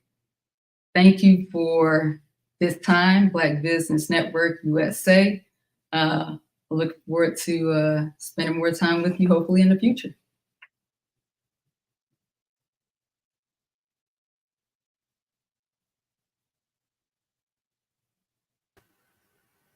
All right. Hello again. Hello. How are you? I'm good. I'm good. Good. Again, thank you so much for being here. We do have a couple of minutes, so we have until like 5:50 or so. So I just want to throw 2 or 3 questions out there to you. Now, actually, you addressed all the questions I had that I was interested in asking you. But I do want to ask about, I guess, your collaborators, your associates, who actually help you build this empire. Is there I know you mentioned your partner, but are there like collaborators that contribute to the mission or the overall objective of your organization? Yeah, absolutely. So aside from the co-founder, Saeed, I'm always trying to gauge or discuss and bounce ideas off of people's heads and see, hey, what are you struggling with? What would make it easier for your business? So I would say there's people just out in the community. That's why community is so important. Yes. So whether it be other business partners or technology companies that we partner with, just trying to figure out what other companies are struggling with, and then asking for that honest feedback. Did it work? Does that work? That's something that we, both Saeed and myself, we're always asking for feedback of some things that we can improve, or what things in general for business, for life, that can be improved upon. Okay. All right, cool. And I think you touched on this, but I want to ask this again. What things, you mentioned community is important. So what things do you contribute in your community? So I call this, I'm old school, so I call it social responsibility, right? You you as a business owner, it's your responsibility to give back to the community in some fashion. So what does your business do to actually give back to your community? Yeah, so we work with a lot of nonprofits. Actually, I would say the majority, 60% of our clients are nonprofit executive directors. Okay. And so with that, we tend to find some type of special offering for those nonprofits if they have an event happening, cohorts, workshops, and then we will donate something to that nonprofit, whether it be some type of system or it's our time directly to that nonprofit or to that nonprofit's community or their population.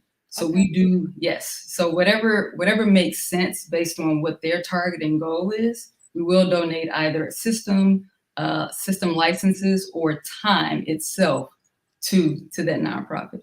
Okay. I know, nonprofits are nonprofits, right? However, is there a certain type of nonprofit that you guys target to work with, or it's just if you're a nonprofit, then we're going to? No, if you're a nonprofit, we're going to work with you. We don't believe there are any causes above others. And then when you start to hear the stories, a lot of nonprofit executive directors, that's their cause because they usually have experienced it. So they tell you their story from their heart first, and then they go into the cause. So it's not something that we can say, oh no, we're not going to help you because it's not aligned to what we do. There's not a nonprofit that we've turned away. Okay, got you. Okay, all right. So that was my question. You know, like, is there a specific nonprofit that do the nonprofit have to be aligned with your mission, your objectives to help them out? But you already answered that question, and the question, you know, the answer was no. You know, if you're a nonprofit, doesn't matter what your realm is, you know, we're going to work with you. Okay. We're going to work with you. And in a lot of cases, whether it's nonprofit or for-profit, if we hear certain things that maybe we don't do directly, we will try to connect business owners with other business owners, and maybe they can collaborate and help one another. Got you. Okay. All right. So do you do networking events to bring everybody? We don't yet. Okay. Yes, okay. But that is something that is on the horizon. Okay, awesome. All right. Well, definitely keep us posted, keep us updated on, you know, your accomplished goals and, you know, all the good things that you do within the community. Definitely keep us updated. Miss Shay. Thank you again for having me. I appreciate it. Yes, sis. Yes, thank you for being here. And Genius is coming, and I'll see you on the other side. All right, have a good one. You too.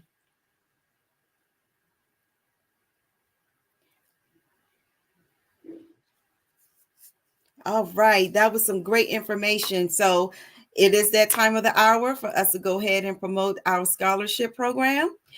So the Black Business Expo's mission is to raise funds for high school seniors going to college or K through 12 entrepreneurs. This expo is a fundraiser for students. You may go to www.blackbusinessexpousa.com to donate to the scholarship fund or use the Cash App, which is $BBXUSA. Our goal is to give laptops and up to $5,000 to 2 students. Students can register online at www.blackbusinessexpousa.com. Every dollar counts.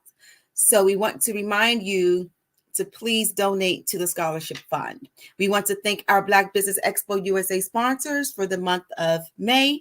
We have NC 100, Moody Capital Partners, Suede Soul, BDM Media, Lotus Richey Coaching and Training, Carolina Virginia Minority Supplier Development Council, Step Management, Hello LLC, BHS and Associates, Margie McLean Foundation, Inc., Genius is Common, Earth Essentials, Mullane Shawnee Global, Executive Women's Success Institute, The Quality Coaching Company, Superwoman Business Services, Creative Force Studios, Lee Entertainment, Artistic App Design, and of course, Black Business Expo USA. We thank all of our great sponsors for all that they do, and Genius is Common, and I'll see you on the other side.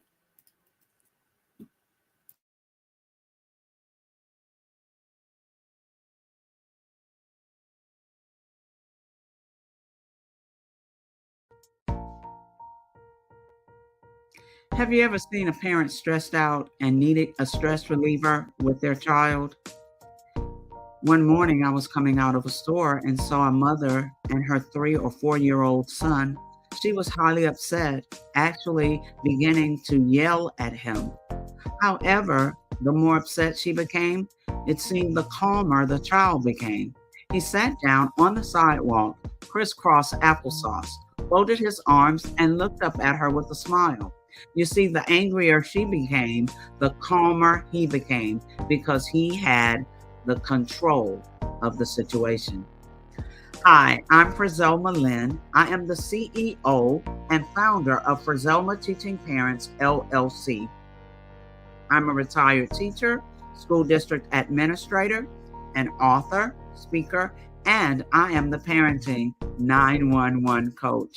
My mission is to rescue families by equipping parents with proven, effective, and practical strategies to enhance their parenting skills.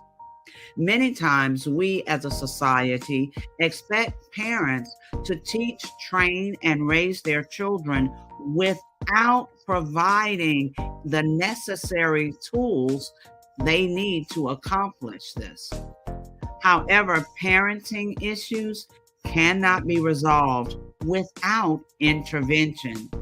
Therefore, Frizoma Teaching Parents has provided coaching programs, digital courses, and live webinar trainings to provide step-by-step research-based parenting strategies, even for parents whose children are disrespectful, defiant, for those who have been diagnosed with ADD and ADHD, and even for parents of adult children. No longer will you have the need to feel like you are a failure as a parent. You'll now have the tools needed for each situation. Trust me on this one. Go to www.parenting911.org. Book a 15-minute strategy session with me or choose one of the coaching programs. Our training helps parents relieve stress. I am from Washington, D.C., but I was raised in Durham, North Carolina. I came to Durham when I was about 5 or 6, and then I traveled back and forth to D.C. because it's where my people are from. One of the unique things about my family is my mother, she's also an artist. She does quilting, and she does a lot of artistic things. And then my son, he draws with both hands, his right hand and his left hand like I do. So that's kind of a family trait. And then my other son, he's a videographer, and my daughter, she works, she's a regional vice president for Sunglass Lab.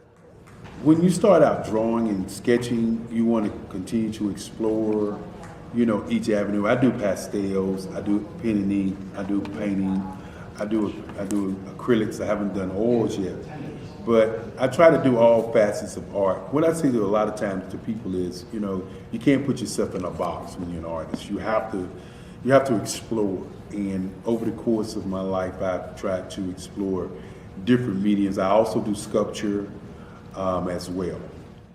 I choose my subjects by the intensity that they have in their faces, or the intensity that somebody is moving, because I do more than portrait drawings. I also do I do abstract, and then I do figurative drawing also. Well, what happened in this particular show is that I started out trying to come up with something that would be a little bit different than what everybody else is doing. So I was working on a Barack Obama show, and they wanted me to do some paintings of Barack. And so what I did was, because of the deadlines, I kind of did it kind of fast. And then I realized when I was doing it fast, I enjoyed it. And so then I started doing other pieces the same way, and I started to enjoy those pieces also. And so I came up with this particular style, and it's a style of lines and colors. And what's interesting is that when I was in college, I did a show called Lines, Colors, and I talked about the boldness of the blacks, the hotness of the whites, and this is how this has come about, later on in my life. And the colors comes from a lot of the entertainers that I work with, where they wear different colors. They don't wear, your plain reds or your whites. They wear different colors, and so that's also another piece of what's giving me the colors. The subtitle of this show is Faces That Speak Life. That's real critical. Faces that speak life. Each one of these pieces is a life source and a life energy that's being put on display for people that are looking at them. You know, I always say in terms of my art, it's not important that I draw them. It's important what you get out of what I draw. You know, I don't try to just draw it because you like it. People wanted me to do prints. I didn't do prints. You know, people asked me to do different people, but the people that I choose are people that make a difference in the lives of people in the world. So the human landscape idea was, again, as I say, the lines represent your emotions, it represents your ideas, and it represents your journey as a human being. And that's why you get the different pieces and the different looks. And as you notice, I try not to do one look that looks alike another look. And that's what's the most important part of this show.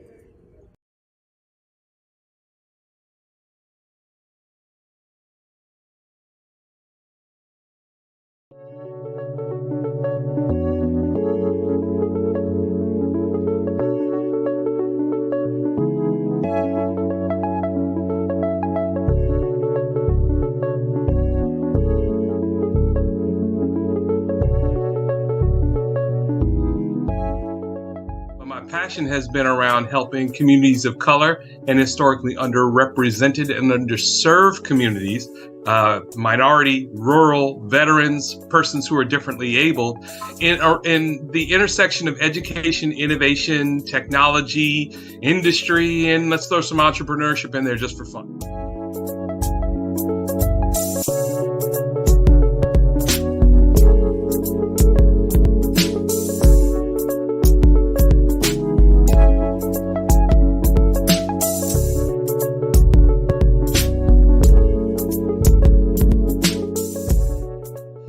See more around innovation, incubators, accelerators. I love the idea of going from innovation to commercialization.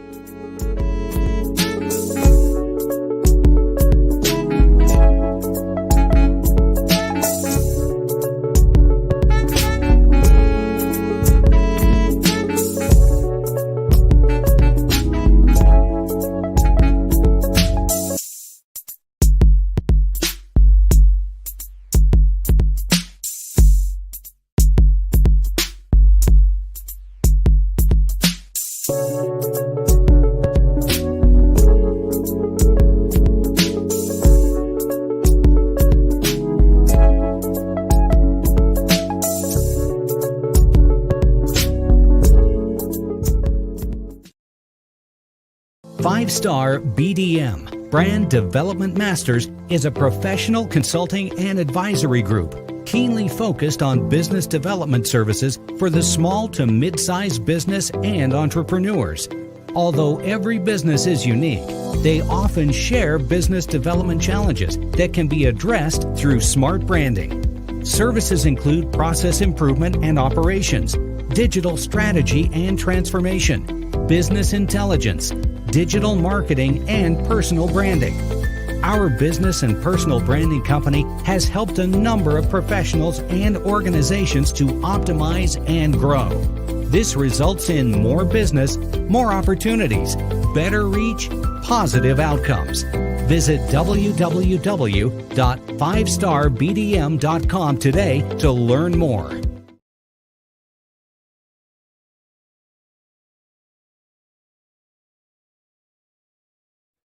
Hey everyone, it's Grant McGaw, CEO of Five-Star BDM and host of the award-winning Follow the Brand podcast and TV series, where I help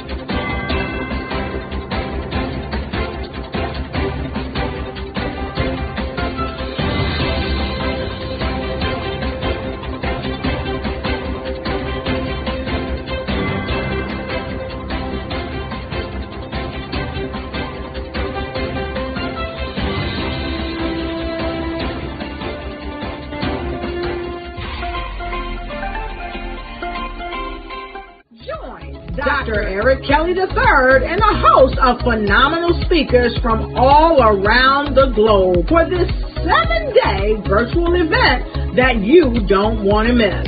The mission of the Black Business Expo is to raise scholarship money from kids all the way from high school all the way from college. The Black Business Olympics is one of the largest Black business showcases in the world. It is an opportunity for businesses and companies to showcase their businesses globally. We are going to be giving away laptops up to $5,000 away to students. Again, I'm Olivia Appleberry, the founder of 2 Cents Finance and one of the speakers for the expo. I am so excited to see you there. For more info, go to www.blackbusinessexpousa.com or call 919-308-9090 and hope to see you there. I am Black business. From the moment I wake until the time I sleep. Yes, I am Black business. I am Black business. Tell me, are you Black business? I am Black business. Do you support Black businesses? Listen, I support Black business because I am Black business. Black Business Expo, one of the largest business showcases in the history of Black business in the world. The world! Sign up today at www.blackbusinessexpousa.com or call 919-308-9090. I am Black business. I am Black business. From the moment I wake until the time I sleep, I am Black business. I am Black business. Are you Black business? I am Black business. Do you support Black businesses? I support Black business because I am Black business. Black Business Expo, one of the largest business showcases in the history of Black America in North Carolina. Join Dr. Eric Kelly III and a host of phenomenal speakers from all around the globe for this 7-day virtual event that you don't want to miss. The mission of the Black Business Expo is to raise scholarship money from kids all the way from high school all the way from college. The Black Business Olympics is one of the largest Black business showcases in the world. It is an opportunity for businesses and companies to showcase their businesses globally. We are going to be giving away laptops up to $5,000 away to students. Again, I'm Olivia Appleberry, the founder of 2 Cents Finance and one of the speakers for the expo. I am so excited to see you there. For more info, go to www.blackbusinessexpousa.com or call 919-308-9090 and hope to see you there.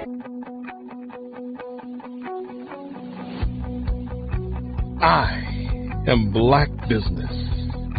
From the moment I wake until the time I sleep. Yes, I am Black business. I am Black business. Tell me, are you Black business? I am Black business. Do you support Black businesses? Listen, I support Black business because I am Black business. Black Business Expo, one of the largest business showcases in the history of Black business in the world.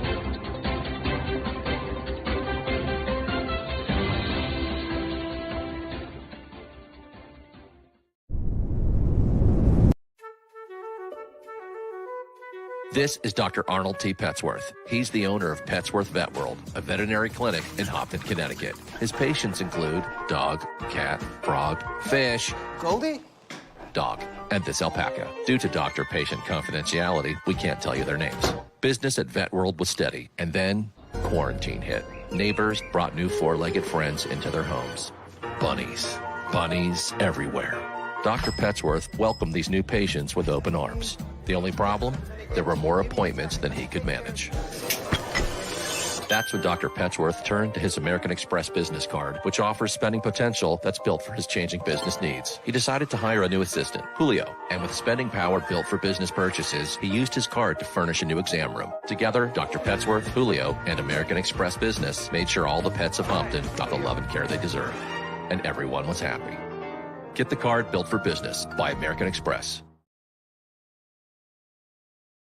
Follow the Brand TV broadcast host, Grant McGaw, as he visits with top executives and entrepreneurs to find out their secrets of success with their personal brand. Follow the Brand TV broadcast host as he focuses on brand development to build better relationships, bring value to your business, relationships, and career. You will enjoy listening to each episode that is tailored to speak to you directly. If you're looking for this type of clarity in terms of building your brand, you have tuned into the right station. Each episode will help you to shape a conversation in the 5-star BDM network of 20,000 professionals and become a springboard for your corporate engagement and business opportunities. Each guest will frame their story in the areas of personal branding, business development, career development, financial empowerment, and technology innovation.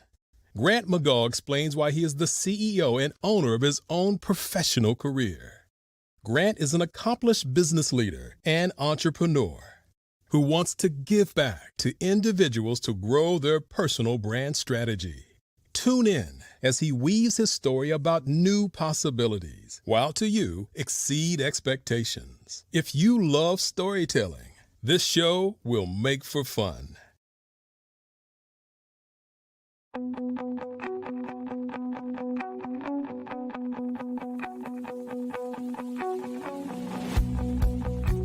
I am Black Business. From the moment I wake until the time I sleep. Yes, I am Black Business. I am Black Business. Tell me, are you Black Business?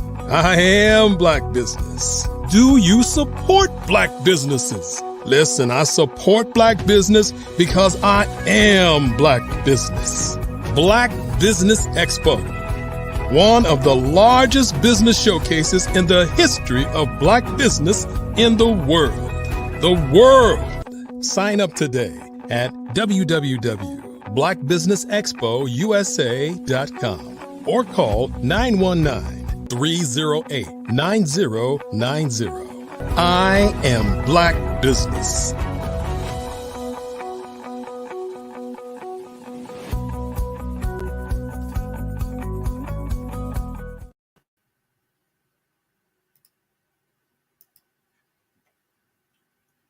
Hello, hello, hello. Good evening, good evening. Good evening, business owners, entrepreneurs, thought leaders, and corporations. Welcome to the Black Business Network. My name is LaShawn Powell. I am a certified event planner and owner of Event Fleur Sean LLC, event planning and event management services. I am your business moderator for this evening on the Black Business Network. The Black Business Network is a 24-hour business network showcasing Black businesses, Black owners, entrepreneurs, and thought leaders worldwide. We have speakers from North Carolina, London, Singapore, Africa, Japan, and cities all over the United States. The Black Business Network is a global community sharing its business knowledge to empower, inspire, and educate businesses about business.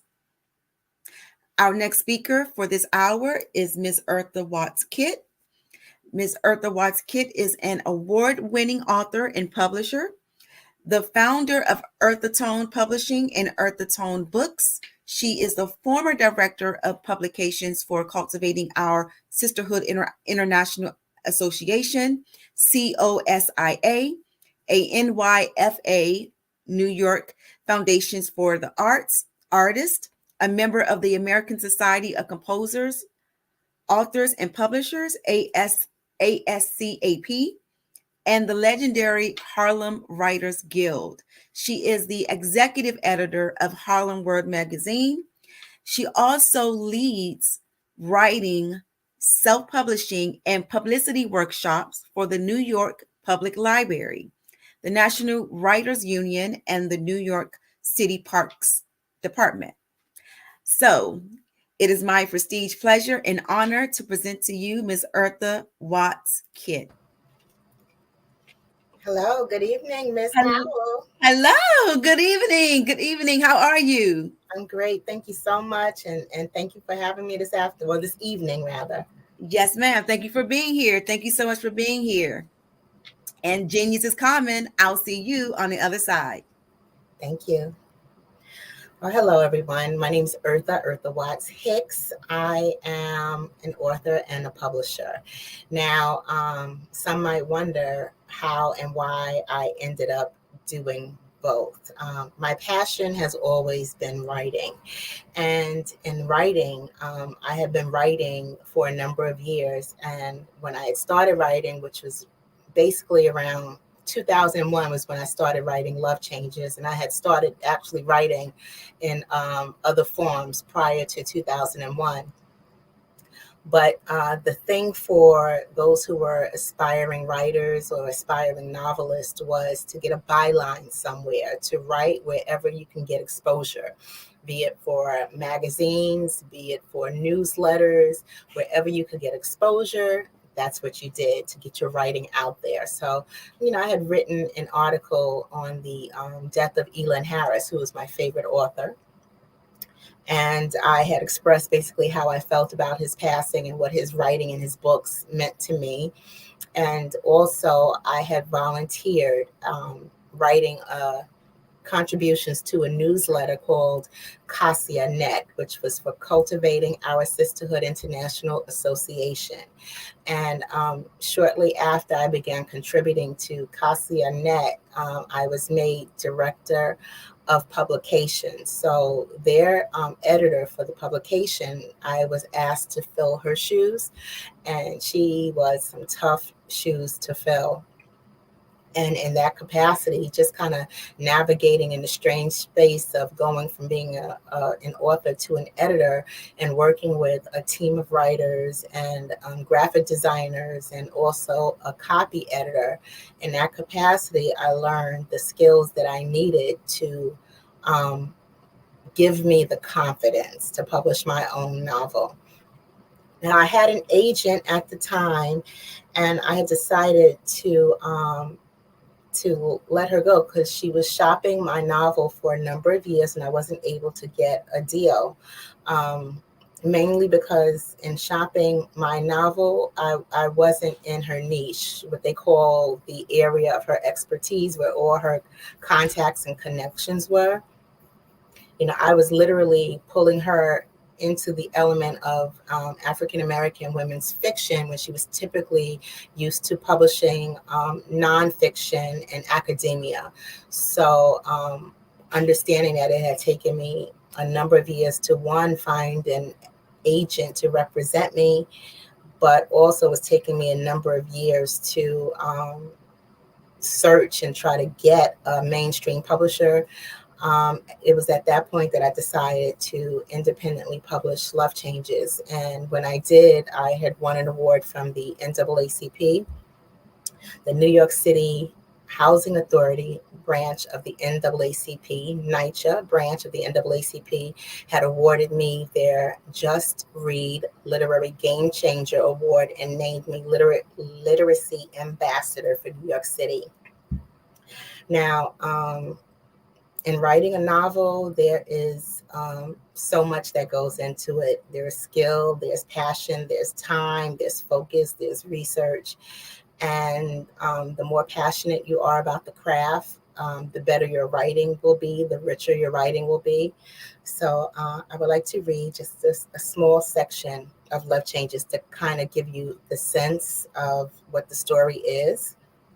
And to give you a quick overview, Love Changes is the story of a 26-year-old who is eager to marry her high school sweetheart because they just had a baby together.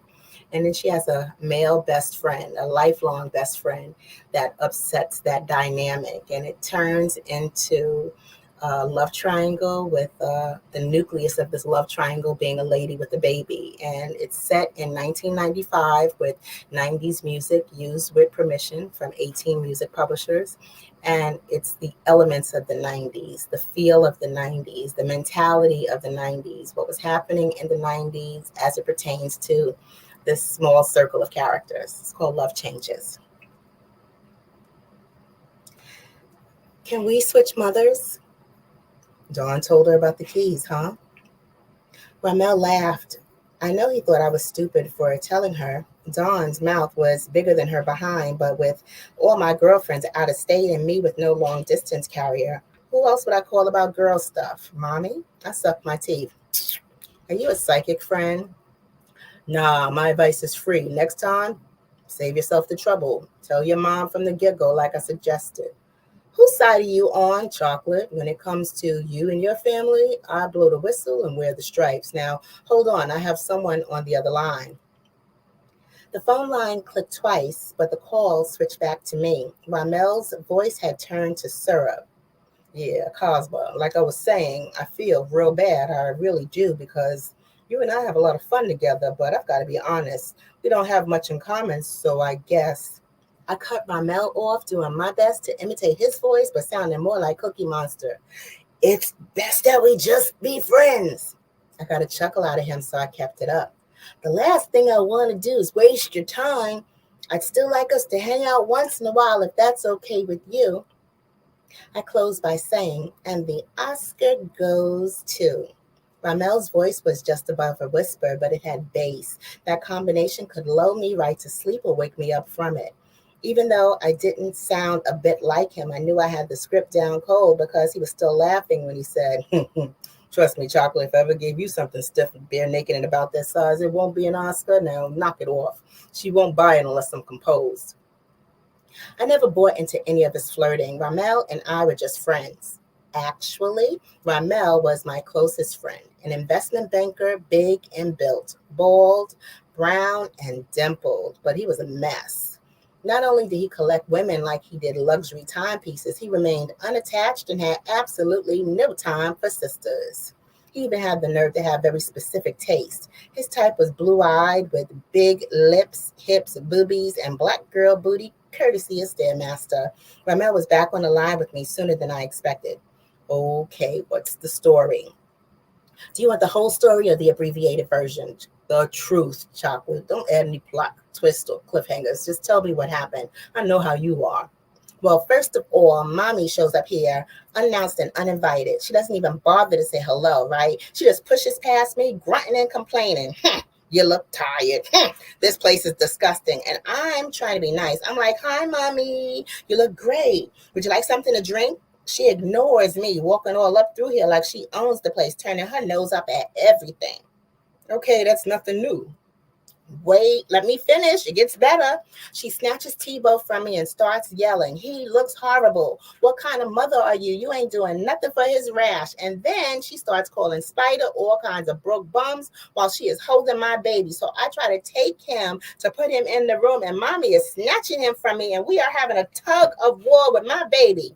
Tebow is screaming at the top of his lungs. Finally, I pry him from her vice crib, take him back in the room and calm him down. I'll come back and Mommy starts shaking me like I'm a 2-year-old, pointing to the mirror saying, look at you, you're busted. Ain't no man ever gonna marry you. I don't know why I wasted my money in your education. You ain't nothing but a fool. And then she hauls off and slaps me. Whoa, time out. Ramel whistled. Chocolate, come on now, that's foul. What, you think I'm lying? I know you're lying. I'm just trying to find the nugget of truth in this gold mine of yours. I'm telling the truth, Ramel. Mommy slapped me right in my face. No way. What did you say to her for real? Nothing. I was going out of my way to be nice. All I said to her was that she looked good, and I asked her if she wanted something to drink. That's it. Mommy just went nutty cuckoo for no reason. I'm lucky she didn't bruise my face. Why don't you come over here so I can kiss your boo-boo? I don't know where your lips been. You and that mouth. Now, I know you said something to your mom. I'm sorry. I'm upset. Can't you tell I'm upset? She slapped me, Ramel, and that's not all. When I told mommy I gave Tebow Spider's last name, she really went ballistic. She flipped my glass table over and almost broke it. Why would his name upset her like that? I promised mommy that he would have our last name until Spider and I get married. Okay, so why doesn't he? Because of you? Doesn't it sound familiar? I'm having a baby and I'm naming him Tobiah Love. You can't buy love. Ramel laughed. He stopped, and a few seconds later he repeated himself. You can't buy love, and laughed even harder. Hello, I'm dying here. Just as I said that, Tebow stirred in his cradle, tightening his little fist and scrunching his diapered bottom. I peeked over. He didn't wake. Sad to say, but Tebow was used to noise. Because I tended to get loud at times, he wasn't a light sleeper, but now I knew the volume was getting too loud for him. I took a deep breath, held it in for a moment, then I continued.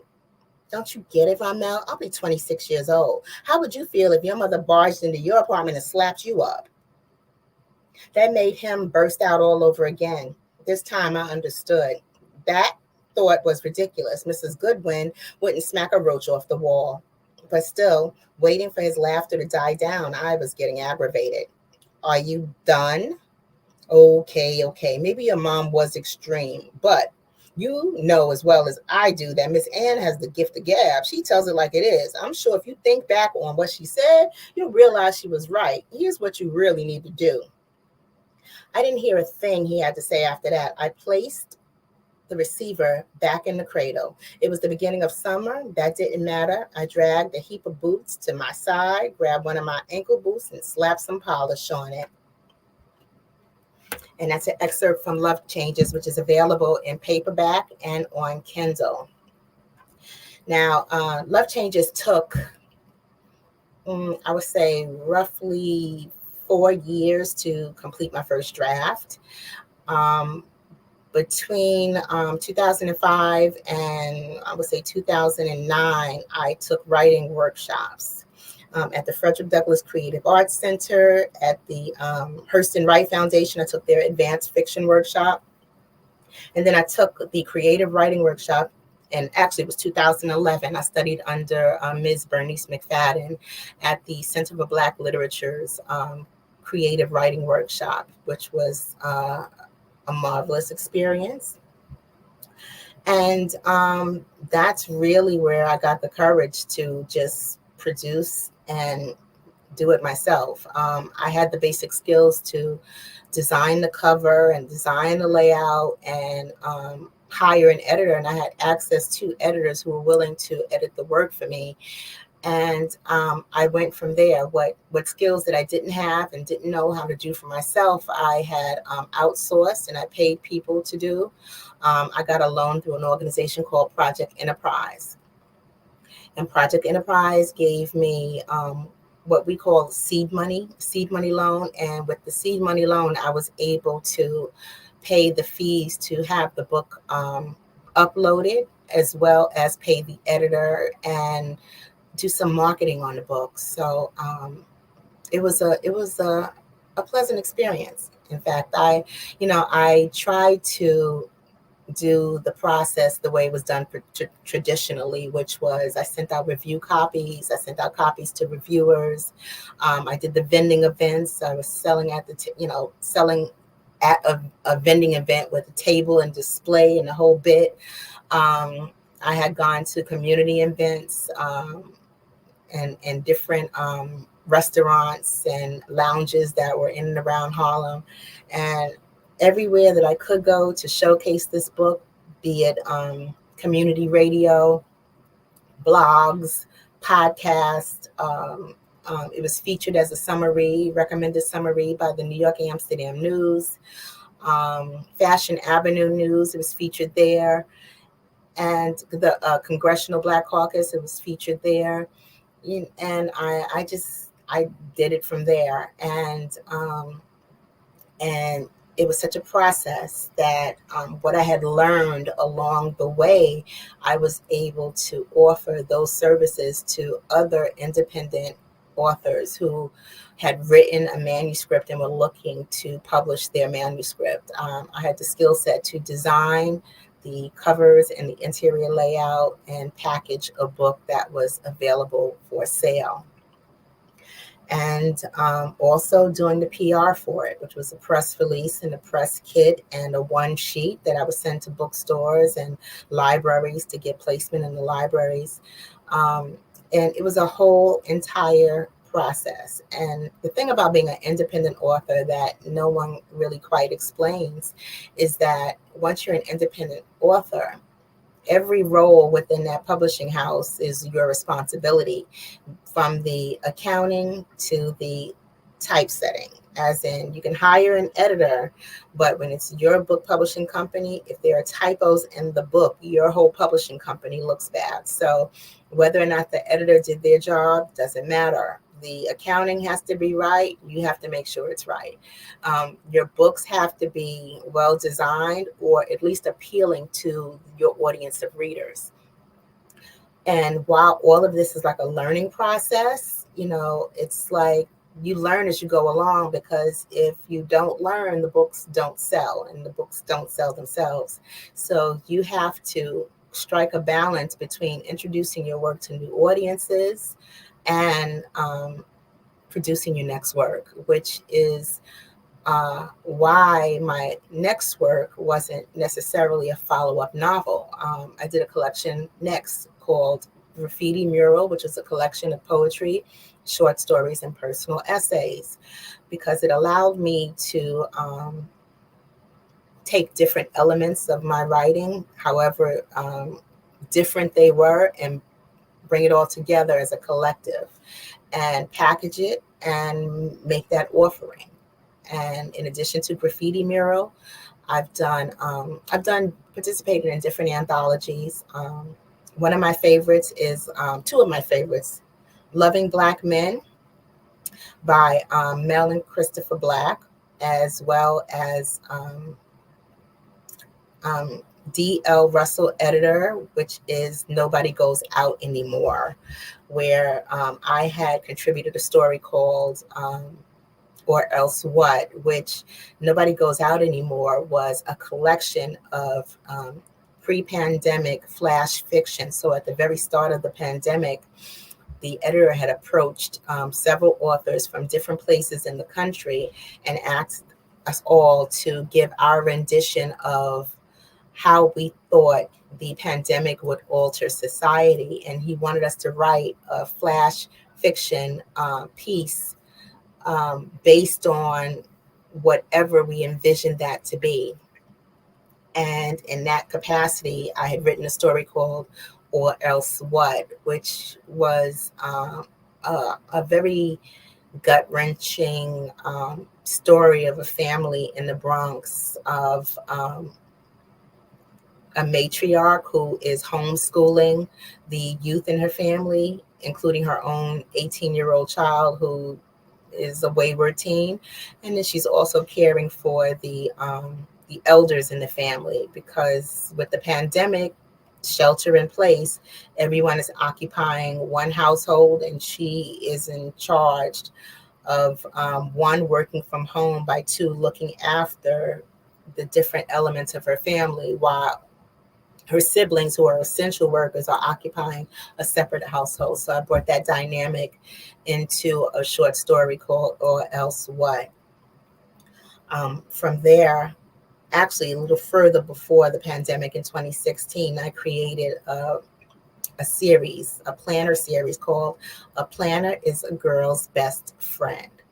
Now, Planner is a Girl's Best Friend is a series of planners, calendars, date books, journals with some comprehensive sheets, activity sheets, and pages that are especially designed to help us to be more economical with our time, more efficient, to get our goals in focus, to focus on our month and our money at the same time, to keep up with our appointments, keep up with our passwords, keep up with our notes and our thoughts and different bits of information that tend to get away from us. And I created this planner because since I don't want to give my age away, but at least a couple decades, I've been a planner girl, and I've planned by planner because I've always had more things to do than I had time, and I realized that when I scheduled my time efficiently, and I wrote things down and wrote down when I would complete certain tasks, and I kept up with those pockets of time, I got more done and was able to do a better job of keeping up with everything. So that planner series, the first one was called The Planner is a Girl's Best Friend. The follow-up was for students called the Everyday Excellence Student Planner, featuring runway model Soleil West, who may have been 12 years old at the time. So it's a student planner featuring a professional runway model. You can look her up at Soleil West, and that's Soleil spelled CELAI West, WEST. She's all across social media, and she's magnificent, doing special things ever since she was little, and she's still modeling, and she did a wonderful job being the cover person for the Planner is a Girl's Best Friend. I'm currently working on the boys edition, which is a bit of a challenge because I have challenged myself with just ensuring that it is just as good as what I've done for the girls. And I've also wanted to do an introduction to credit and what is credit and why is credit important and why is it important to be careful with credit. How do you acquire credit? How do you maintain credit? Where do you get credit? How do you use credit? What do you use credit for? And what does it mean when your credit is good or bad, and how having bad credit can give you certain consequences. So, I wanted to kind of give young men an introduction to the concept of credit and credit building before credit ever becomes a problem. When they're right at the precipice of one, everybody with no credit is not bad credit. So understanding what credit is before you ever use it, I wish more of us understood what credit was before we ever used it, or understood the importance of credit before we ever used it. So it's one of the reasons why I've been taking a little extra time to just, bring those pages into focus and do just a slightly better job than I've ever done, if I can. I'm also working on a travel planner, and I do have a gentleman's planner, which is the men's version of the A Planner is a Girl's Best Friend, called Thinking of a Master Plan. And it comes with a journal. All the planners come with a journal that has inspired quotes. Theirs is called Positive Quotes and Affirmations. So, writing all around is a passion for me, and it's been a passion for a number of years because it's one of those areas where I am most comfortable. In addition to writing for myself and writing for my books, I've contributed to some blogs. I write for different businesses. I write for blackpr.com, and that I specialize in press releases.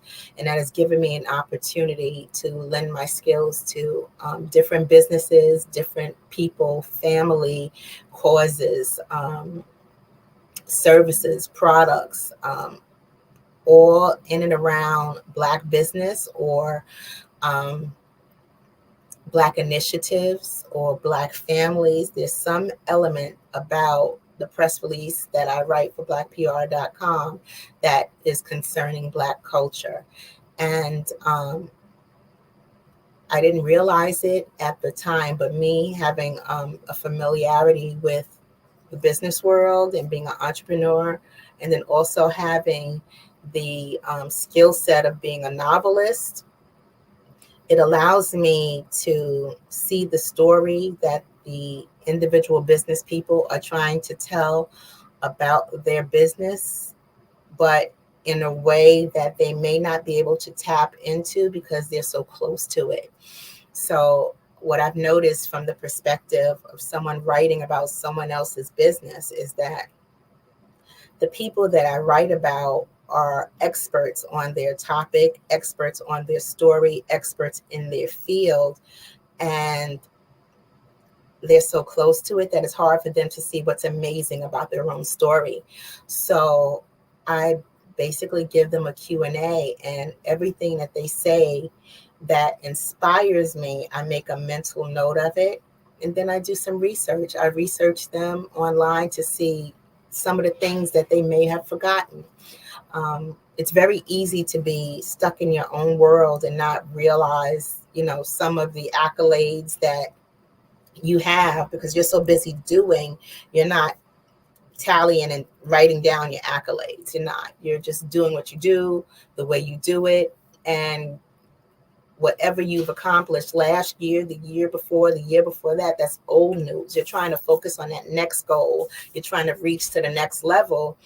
And in reaching constantly for the next level, you forget the important things that you've done in the past or along the way or along your journey. So, it's been my privilege and my pleasure to sit down with different business owners, nonprofits, educators. I do the Q&A. I listen to their story. I find out what their challenges were and what they do to serve or service our community, or why their message and their story is important. And I listen, and I do as thorough a job as I can of bringing that story into the tight space of a document that would appeal to readers who know nothing about them or their situation. So I've been doing the press releases for blackpr.com almost 15 years now. And I've done a little bit of everything from a nuclear physicist to a restaurateur to someone in the music business to children musicians. So I had one young lady who was a violinist, and another young man who was a rapper from the age of 5. So, these are the type of press releases that I've done over the years. And it's been a privilege and a pleasure. And as far as me and Earth the Tone Books, I'm always looking to do writing workshops on either the craft of writing, poetry writing. I just had one at the WeWork here in New York City. We had a poetry writing workshop. Another press release that I'm happy to do another workshop I'm happy to do is how to write a press release for your business, or how to write a press release for your book, how to put together a press kit, what should be in your press kit, the different elements and how to pull them together, and how to design and how to make them cohesive so that your business and your brand and your book is appealing to someone who doesn't know you or what your company does and how it's done. So I would like to, thank Dr. Kelly for giving me an opportunity to tell my story of Earth the Tone Books. And if you would like to connect with me and Earth the Tone Books, you can connect with us online at www.aplannerisagirlsbestfriend.com, which is the website for my planner. We're across social media at Eartha, EARTHA, Tone, TONE, and we're across social media at Eartha Tone, and that's on Facebook, Twitter, LinkedIn, Instagram, and TikTok. And you can also find us on Amazon. By name, it's best to just Google me, Eartha Watts Hicks, and the book Love Changes, and I'll take you directly to Amazon. Do you have any questions for me, LaShawn? Yes, we do have a couple of minutes. So I do want to ask, I'm very interested in the press kit because I hear that a lot. So can you elaborate on, I think you did so far, but I know press kits are not for every business. So Well, I mean, I guess what I'm saying is, I mean, I guess the purpose of a press kit is to, ask the publisher or the PR people to take interest in your business. So I guess my question is, when someone sends a press kit to, I don't know, a radio station, what is the objective? Are they trying to get on the show? Are they trying to get their business sponsored? What is the primary objective of a press kit when a business sends it out? Well, I mean, it could serve a number of functions. So like the functionality of a business card is to introduce you, your phone number, and your email, right? So a press kit or a media kit basically has that same functionality, but if you wanted to just hand somebody something that was representative of you and your brand, that would tell them the gist of the story in one sitting, that's your press kit. So it would be your press release. It would be some professionally done photos. It would be photos of your product if you have a product that's available for sale. It would be photos of your business in action. So like me as an author, I've done workshops. So it could be a picture of me leading or facilitating a workshop. It could be me on a stage at a panel. These are different photos that show the gist of who you are. Right. Also, too, there could be a newsletter. So hypothetically, if your product, you created a product that is used at different universities, right? You want to present some data. This is how this product improved the situation on 5 different campuses. Then that's information that would go very well in a newsletter. And a newsletter could be included in the press release. For me as an author, I had a one sheet, which was, hey, this is the specs of the book. How many pages? This is the ISBN number. This is where you can find this book available for sale. Amazon, Barnes & Noble, Walmart, Target. This is the ISBN number where you can use this number to search for this book as a product, or a serial number if it's some kind of other product, right? So in addition to like a one sheet, which is the detailed information with the highlights, anything that would be in a pamphlet or a brochure, that could also be in a press kit. And anything that is, one of my favorite things. I had an article in the Amsterdam News. I did like a smaller truncated version of that article, and it was presented in my press kit. Okay. So if you get like press somewhere else, or some magnificent quotes from someone noted or someone who's influential in your industry, testimonials, comments from, in my case, book clubs who love the book, accolades, awards, a listing of awards, I'm featured on the blog, all of those different things could be in your press kit. Okay. Yeah, so it's like I said, it's like an overview, it's a snapshot, but you try to keep it to what you want people to focus in on when they look at your business. Got you. Okay. All right. So it's an overview of your portfolio. Pretty much. Mm-hmm. Got it. Okay. All right. That makes sense. All right. Well, like I said, I'm interested in knowing more about how a press kit looks. I've always wanted to do one for my business, but I just didn't know what purpose it would serve because of the type of industry I'm in. But you did it. Like, go ahead. What is your industry? Event planning. Oh, event planning.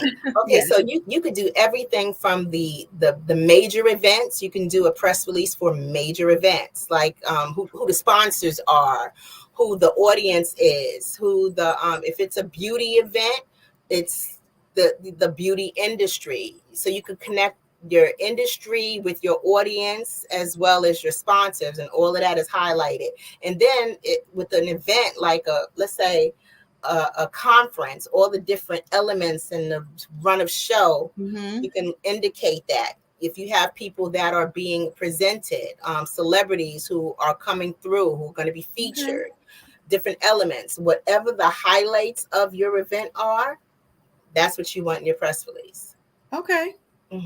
Awesome. All right. I would definitely take heed to that, because we're gonna do some major events, and it would be nice to get the press there, right? It would be nice to have a spotlight on the cause of these events. So okay. Yeah, and what I try to do with the press releases is I try to compile a press release that is so cohesive that the journalist doesn't really necessarily have to do too much extra work. All the information is right there presented for them. It's like having all the ingredients for the meal prep without having to cook. Got you. Okay. All right. Well, thank you so much, Ms. Watts Hicks. Thank you so much for being here. We really appreciate all the wonderful information, all the things that you're doing in the community. That's just so awesome. So thank you so much. And you're welcome, LaShawn, and thank you so much. You're welcome. You're welcome. Take care. Genius is Common, and I'll see you on the other side. All right. So it's time again for us to go ahead and promote our wonderful scholarship. So the Black Business Expo's mission is to raise funds for high school seniors going to college or K through 12 entrepreneurs. This expo is a fundraiser for students, and you may go to www.blackbusinessexpousa.com to donate to the scholarship fund, or you can submit your donation via Cash App, which is $BBXUSA. Again, that's $BBXUSA for your Cash App. Our goal is to give laptops and up to $5,000 to 10 students. Students can register online at www.blackbusinessexpousa.com. Every dollar counts. So please, we want to remind you to donate to the scholarship fund. We also want to take this time to thank our current Black Business Expo USA sponsors for the month of May. We have NC 100, Moody Capital Partners, Suede Soul, BDM Media, Lotus Richey Coaching and Training, Carolina, Virginia Minority Supplier Development Council, Step Management, Hello LLC, BHS and Associates, Margie McLean Foundation, Inc., Genius is Common, Earth Essentials, Mullane Shawnee Global, Executive Women's Success Institute, The Quality Coaching Company, Superwoman Business Services, Creative Force Studios, Lee Entertainment, Artistic App Design, and of course, Black Business Expo USA. Thank you to all of our sponsors. We appreciate you so much. And Genius is Common, and I'll see you on the other side.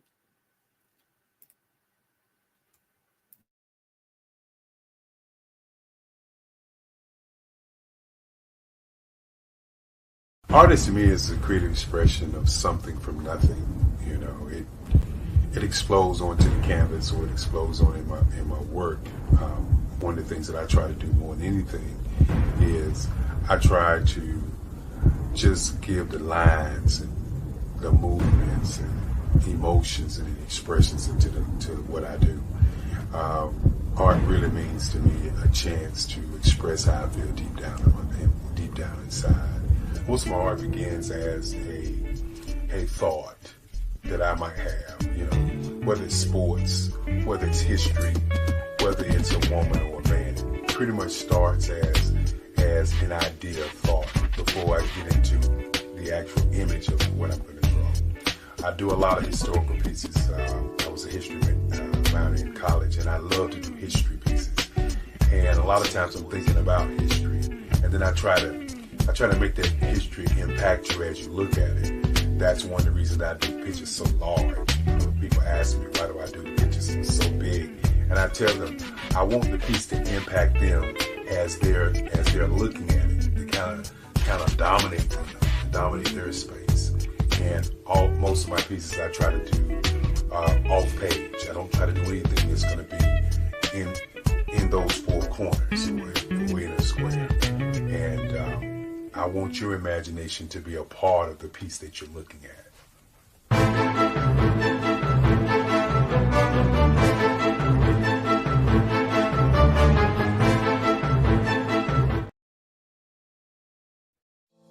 everyone, it's Grant McGaw, CEO of 5-Star BDM and host of the award-winning Follow the Brand podcast and TV series, where I help you to build a 5-star brand that people will follow.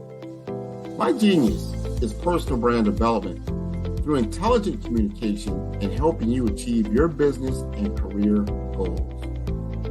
I am a requested speaker on digital technology and brand development issues.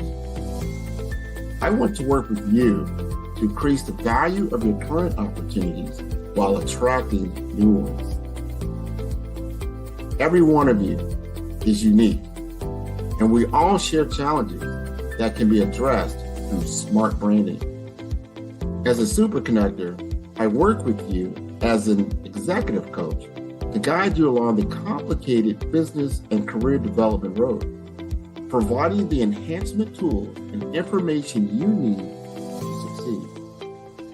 Together, I will help you succeed in today's challenging business climate. I will evaluate and measure your progress.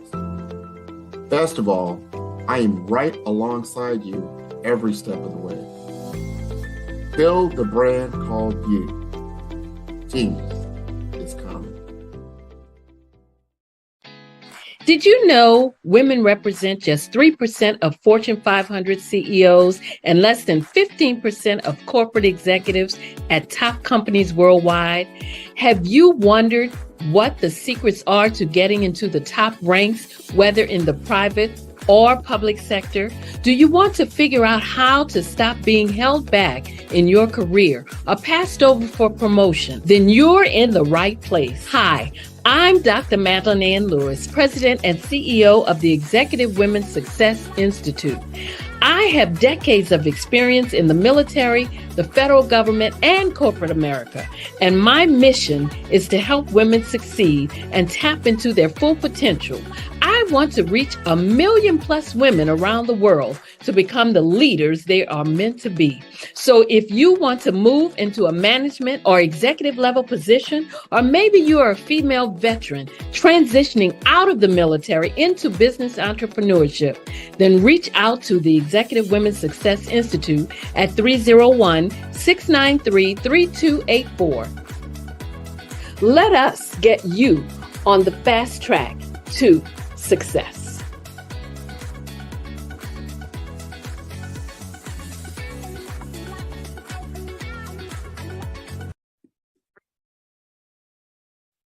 Hello, I'm Dr. Madeline Ann Lewis, President and CEO of the Executive Women's Success Institute.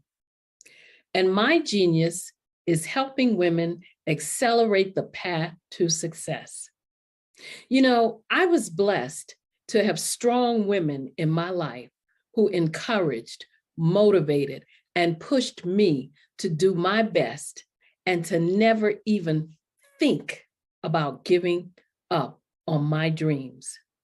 So I say to women, we must show up to rise up. We have talents and potential, but who will see them if we don't speak up and get noticed? I know that women are a tremendous resource on this planet, and there is nothing more fulfilling than helping a woman tap into her full potential. I do this because I want to be a part of helping as many women as I can to show up, to rise up. I do this because genius is common.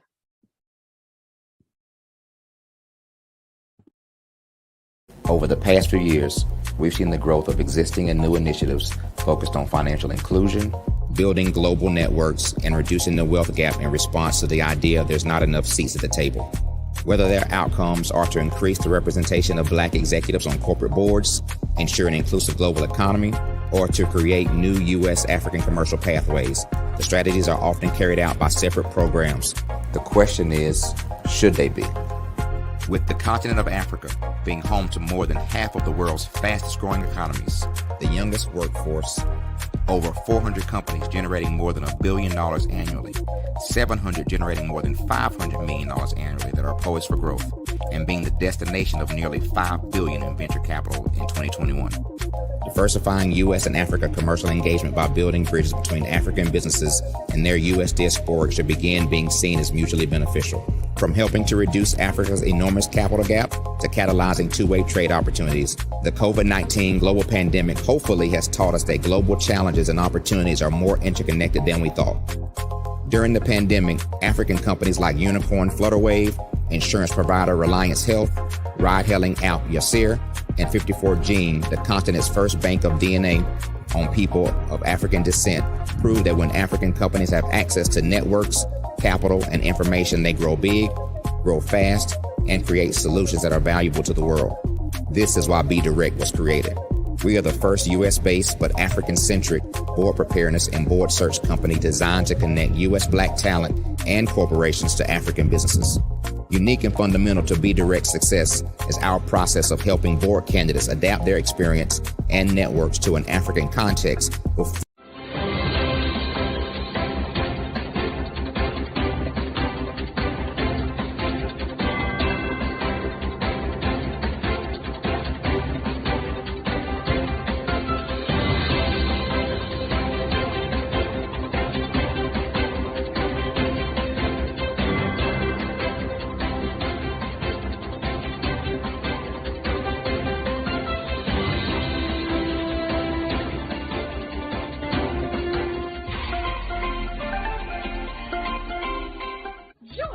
Dr. Eric Kelly III and a host of phenomenal speakers from all around the globe for this 7-day virtual event that you don't want to miss.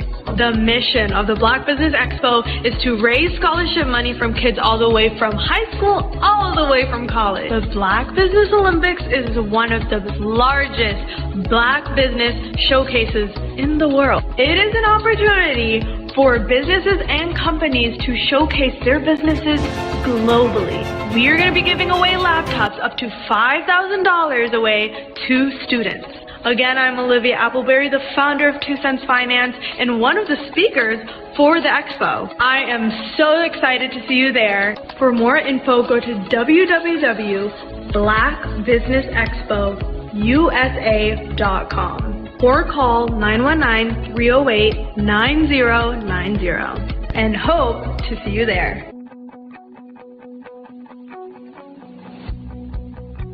I am Black business. From the moment I wake until the time I sleep. Yes, I am Black business. I am Black business. Tell me, are you Black business? I am Black business. Do you support Black businesses? Listen, I support Black business because I am Black business. Black Business Expo, one of the largest business showcases in the history of Black business in the world. The world! Sign up today at www.blackbusinessexpousa.com or call 919-308-9090. I am Black business. I am Black business. From the moment I wake until the time I sleep, I am Black business. I am Black business. Are you Black business? I am Black business. Do you support Black businesses? I support Black business because I am Black business. Black Business Expo, one of the largest business showcases in the history of Black America in North Carolina. Join Dr. Eric Kelly III and a host of phenomenal speakers from all around the globe for this 7-day virtual event that you don't want to miss. The mission of the Black Business Expo is to raise scholarship money from kids all the way from high school, all the way from college. The Black Business Olympics is one of the largest Black business showcases in the world. It is an opportunity for businesses and companies to showcase their businesses globally. We are going to be giving away laptops up to $5,000 away to students. Again, I'm Olivia Appleberry, the founder of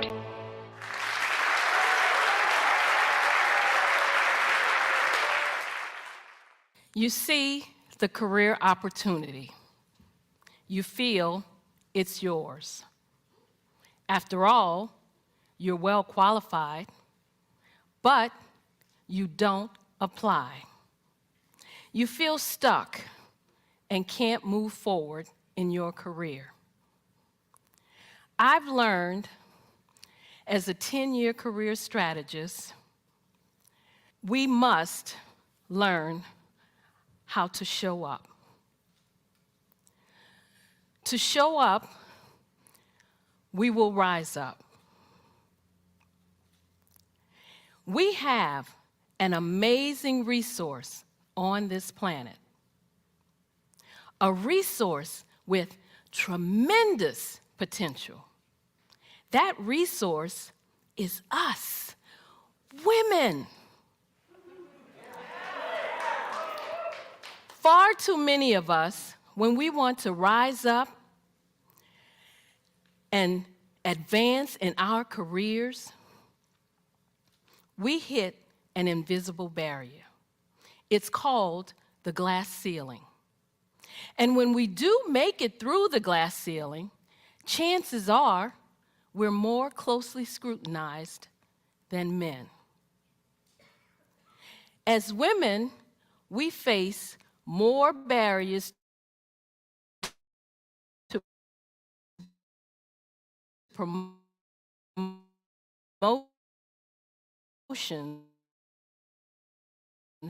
However, I've discovered not is ourselves. As women, we often hold ourselves back. We are not rising up and tapping into our full potential for 3 reasons. The first is a lack of confidence in our abilities. As women, we hold ourselves back when we make career decisions based on what ifs. We listen to that little voice in our heads that says, what if I'm not good enough? What if I don't have what it takes?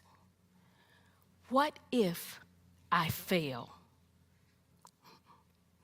An article in the Harvard Business Review says, men will apply for a position when they meet only 60% of the requirements. Good for them. But what do? We will only apply if we feel we can meet 100% of the requirements. Instead of moving forward with confidence, we hold back. We let fear and doubt take over, even though we know we're well qualified. And the second reason is a lack of assertiveness. We have talents and potential, but who will see them if we don't speak up and get noticed? When we join a meeting, we often sit in the back or to the side. When we could assert ourselves, we don't. We shrink back. We let others interrupt us or say nothing when other people take our ideas. When we do speak up, we express ourselves with uncertainty, saying things such as, I'm not sure if this is relevant. I don't know if this is helpful. This may not be a good idea, but when you and I use words and phrases like these, we undermine our credibility. And the third reason, we don't build a support network. My friend, Kim, applied for a position. Her female supervisor felt she was more than qualified. But the supervisor would not give Kim a recommendation. The supervisor felt it would look too much like favoritism. To me, this just looked like one woman who would not reach back and help another woman. If we want to rise up, we must learn to support each other.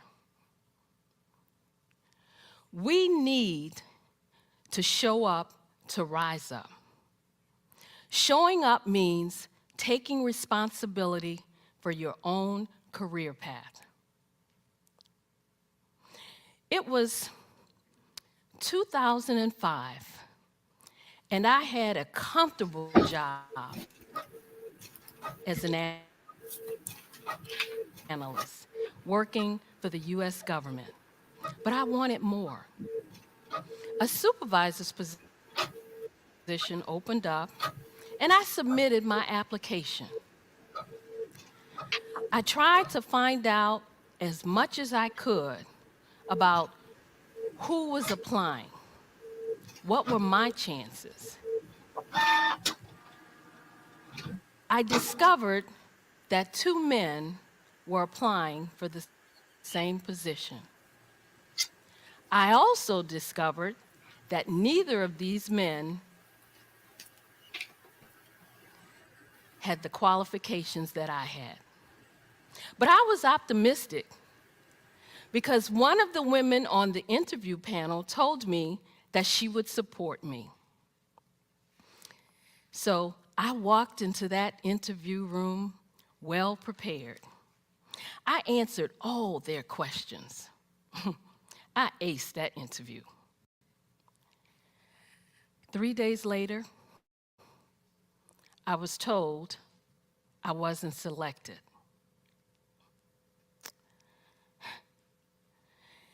Not only did they select the least qualified one, they selected someone who didn't even belong to the organization. I was shocked. I was hurt.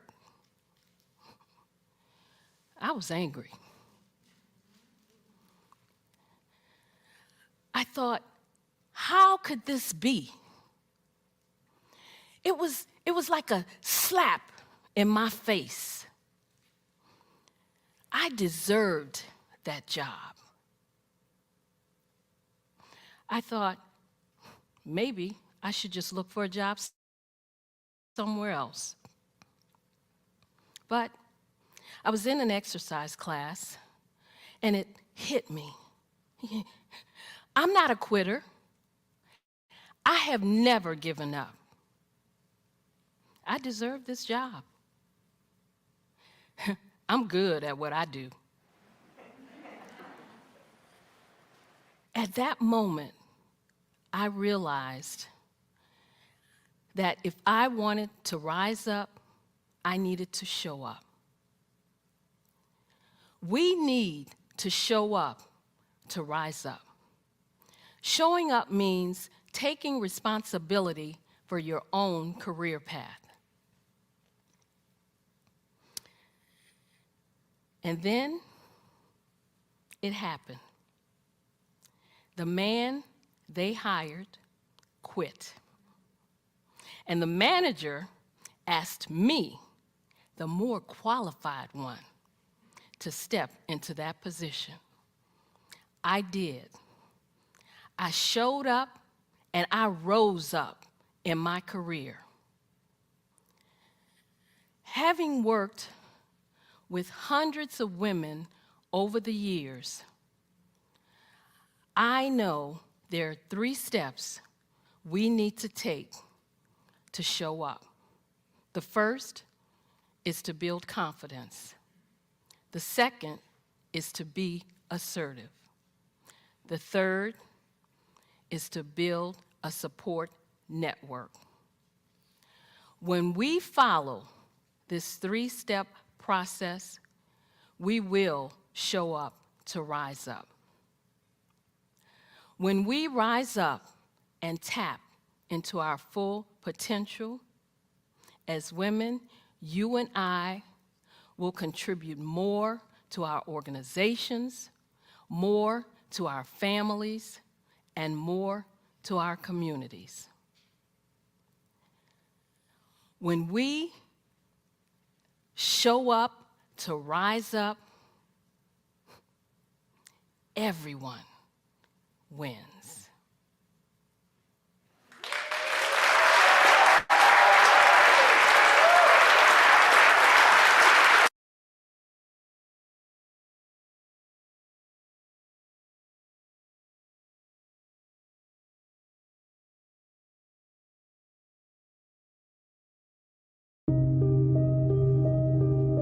The Black Business Expo is changing my life.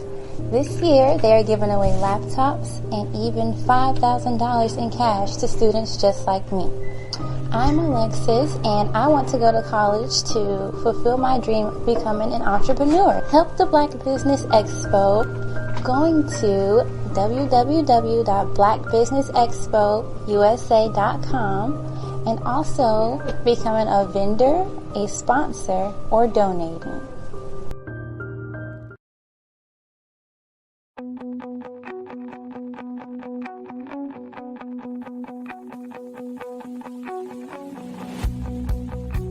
I am Black business. From the moment I wake until the time I sleep. Yes, I am Black business. I am Black business. Tell me, are you Black business? I am Black business. Do you support Black businesses? Listen, I support Black business because I am Black business. Black Business Expo, one of the largest business showcases in the history of Black business in the world. The world! Sign up today at www.blackbusinessexpousa.com or call 919-308-9090. I am Black business.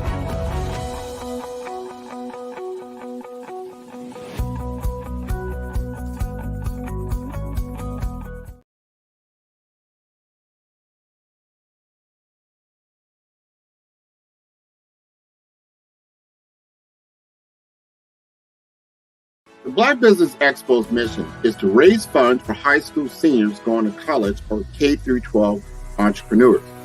This expo is a fundraiser for students. Please, you may go to www.blackbusinessexpousa.com to donate to the scholarship fund or use the Cash App at $BBXUSA. Our goal is to give laptops and up to $5,000 to 10 students. Students can register online at www.blackbusinessexpousa.com. Every dollar counts. Please donate to the Black Business Expo USA Scholarship Fund.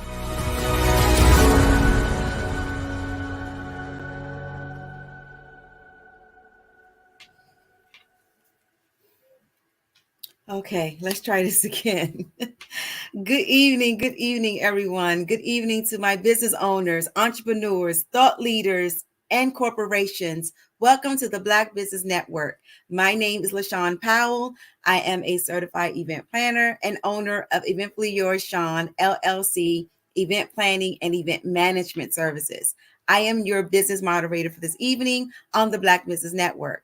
The Black Business Network is a 24-hour business network showcasing Black businesses, business owners, entrepreneurs, and thought leaders worldwide.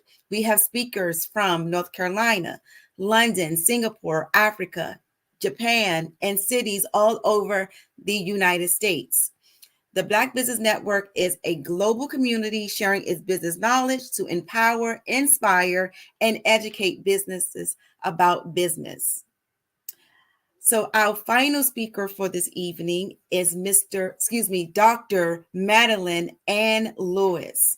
Dr. Madeline Ann Lewis is President, CEO of the Executive Women's Success Institute, a 22-year retired Army veteran, international TEDx speaker, international best-selling author, creator of the online course, Crack the Career Code, Unlock the Amazing Power Within to Lead with Confidence, Charisma, and Credibility.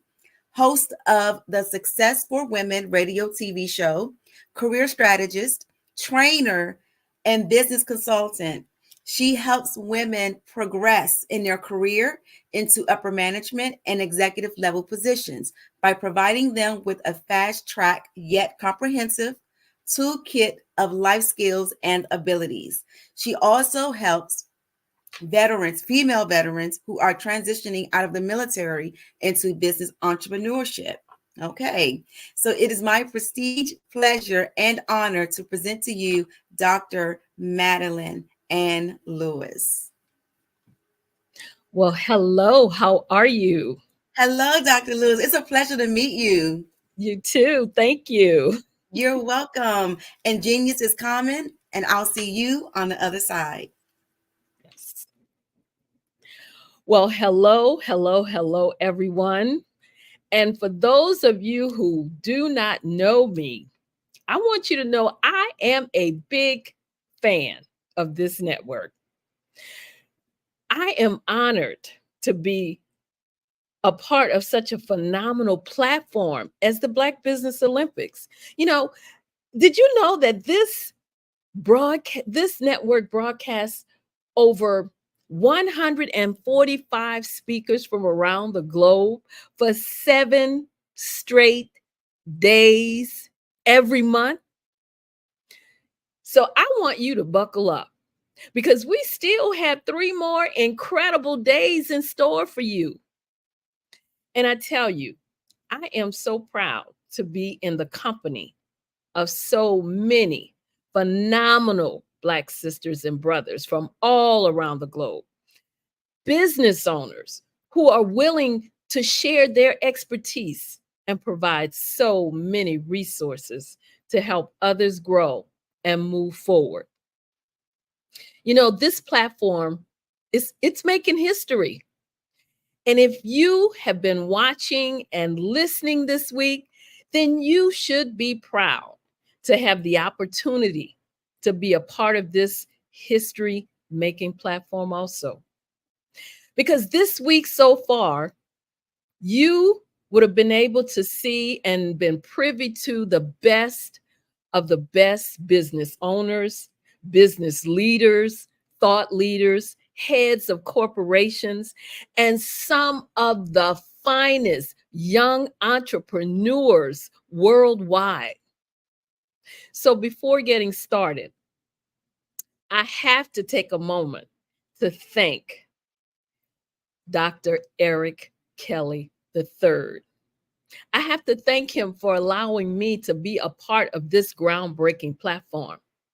And I also want to thank you, Dr. Kelly, for sharing this incredible vision with the world and for creating what is undoubtedly a noteworthy occasion. Thank you for being a visionary, an encouragement, and an inspiration, but more importantly, for always being willing to share your expertise. Dr. Kelly, you have produced what is being recognized as a one-of-a-kind platform, something that's not seen before, that hasn't been seen before. I mean, you have brought to the world what is now being recognized as the greatest of all times. And I take pleasure in letting everyone know that. This platform, it's changing the lives of people, businesses worldwide. And you can take pride in knowing you are leaving a legacy that our future generations will be able to learn and to build from. Thank you, Dr. Kelly, for letting me have the honor and the pleasure of sharing in this vision. Again, I want to say hello to all the viewers out there. I am Dr. Madeline Ann Lewis, President and CEO of the Executive Women's Success Institute. And I help women navigate through some of the obstacles that they may face when trying to reach the top rung of the career ladder. And I also help female veterans who are transitioning out of the military into entrepreneurship. I help them to focus on a positive and successful mindset. That's what I do. So I'm going to talk to you a little bit about having a successful mindset. You know, having a successful mindset is something that lies at the core of every achievement, every success story, and every fulfilled dream. You know, when Dr. Kelly opened up on Monday, one of the things he mentioned was when you think of mindset, you have to look at not only the mindset, but the mind shift, the mind print, and the mind state. So I want to ask you tonight, what's your state of mind? I want you to think about that question. Why? Because whether you're an executive, leading a team, an entrepreneur, forging your path, or a professional striving for excellence, cultivating a successful mindset, it's the key to unlocking your full potential. So, what exactly is a successful mindset? Well, it's more than just positive thinking or wishful dreaming. It's a way of approaching life with determination, resilience, and an unwavering belief in your abilities. It's about embracing challenges as opportunities for growth and setbacks as stepping stones to greatness. One of the fundamental principles of a successful mindset is the power of self-belief. You know, Henry Ford once said, whether you think you can or you think you can't, you're right. Because your beliefs shape your reality.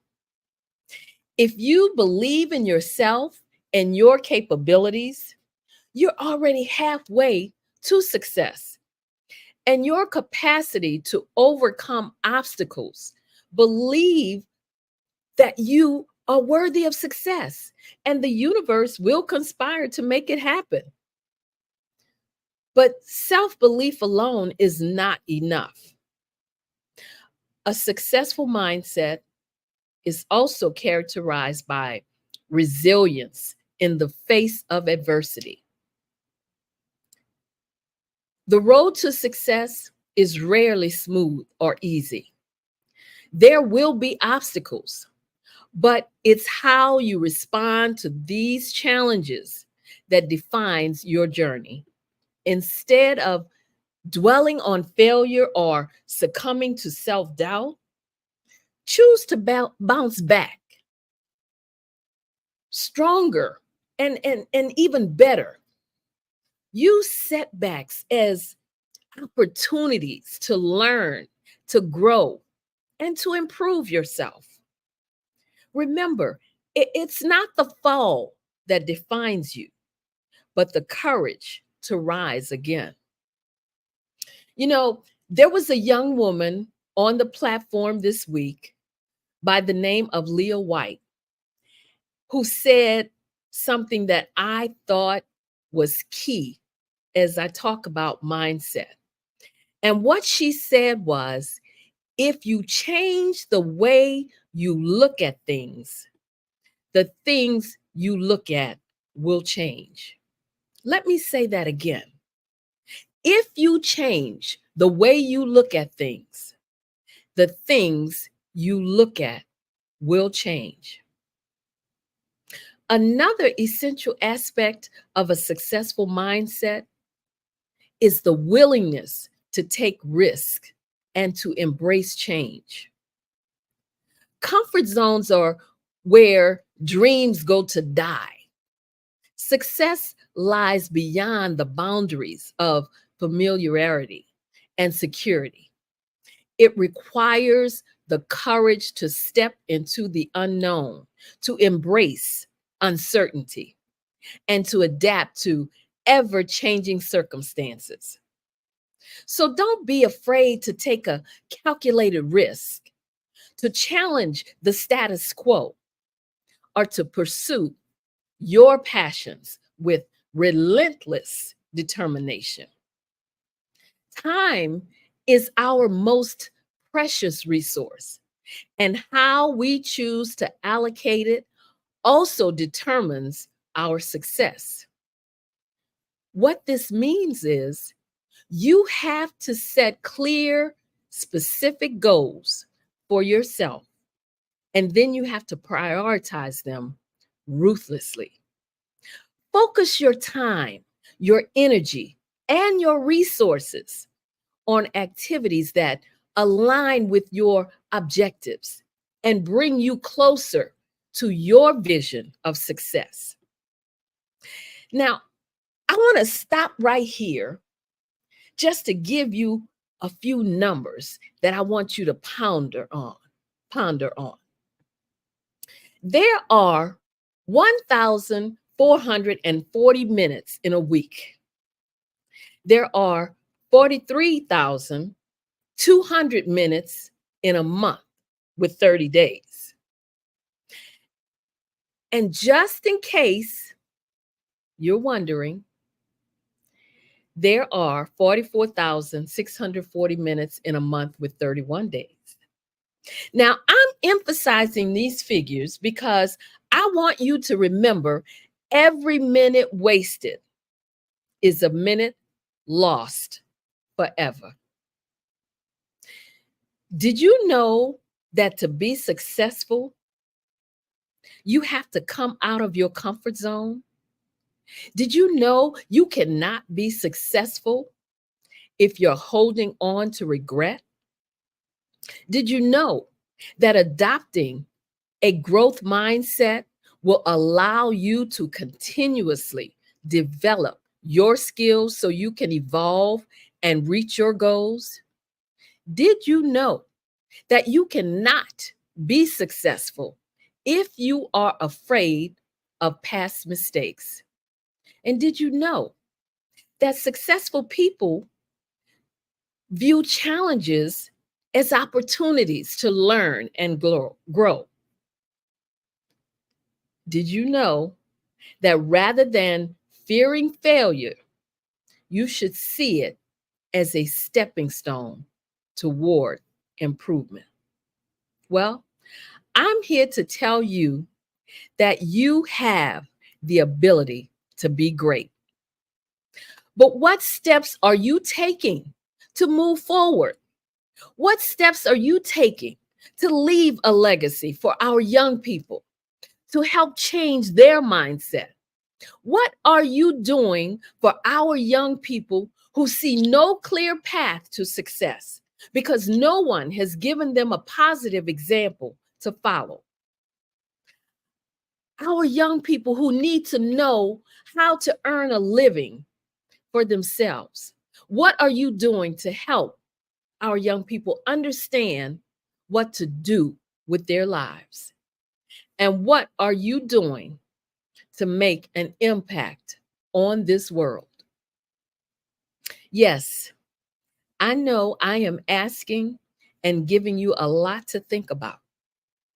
But let me just say, nothing will come from missed opportunities, broken promises, or lackadaisical attitudes.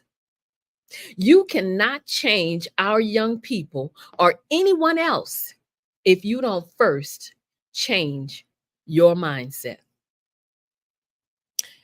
As Dr. Kelly said on Monday, your mindset has to be in the right now, meaning today. The now is showing up when you're supposed to show up. The now is being mindful of your obligations. And the now is being a person that people can depend on. It's all about believing in yourself. And believing in yourself is the cornerstone of any remarkable transformation. And that's why when you have to ask the question, why am I here? And what is my purpose? You also need to be able to answer those questions. Because when you know the why behind your what, you're much more likely to stick to your goals and finish what you start. As someone once said, your beliefs becomes your thoughts. Your thoughts become your words. Your words become your actions become your habits become your values, and your values become your destiny. It's all about embracing your worthiness and truly believing you deserve the successes you envision for yourself. Remember that change starts from within. You are what you think. And part of the change is knowing you can do what you're envisioning for your future. You have what it takes to do whatever you set out to do. You can do what all the other individuals who spoke this week did. Maybe not exactly what they did or how they did it, and maybe not in the same time frame that they did it.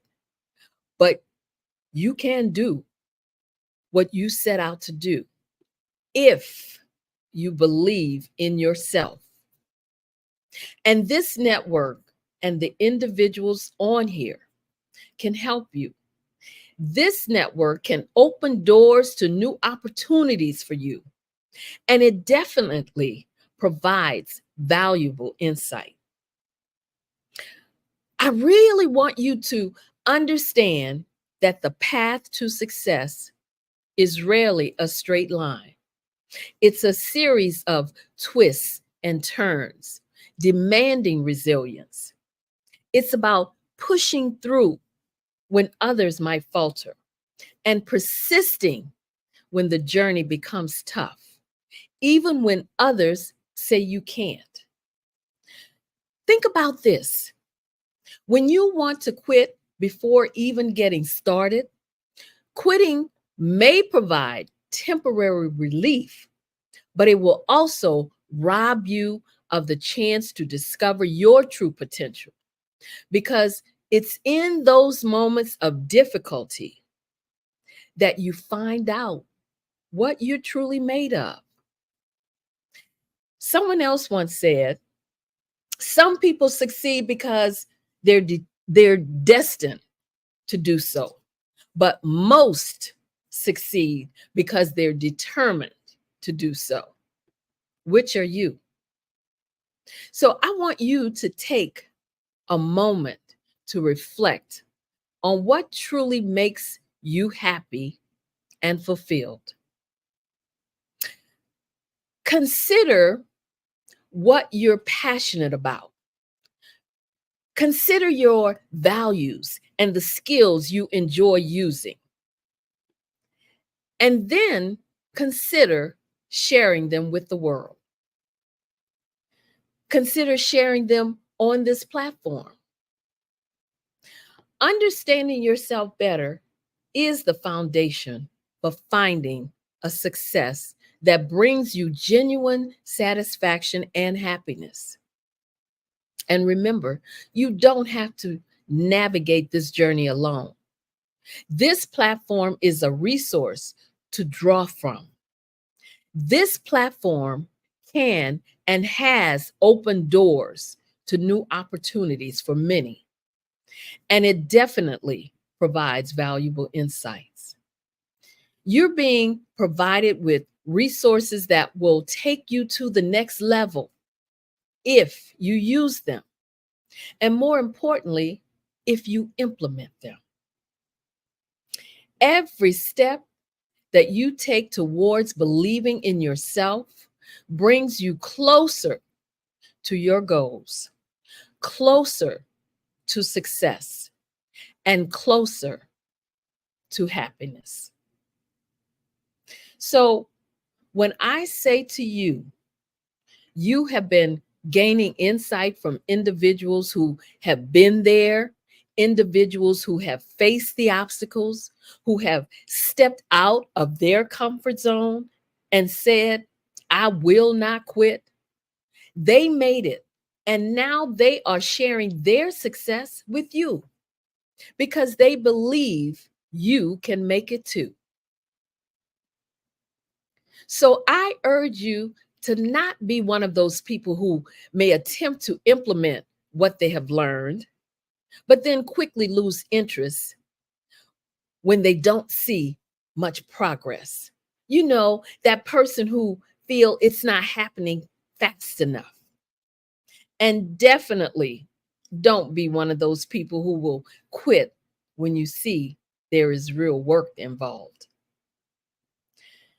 Results may not come as quickly as you may hope, but yielding to impatience and quitting will never be the catalyst for achieving your goals.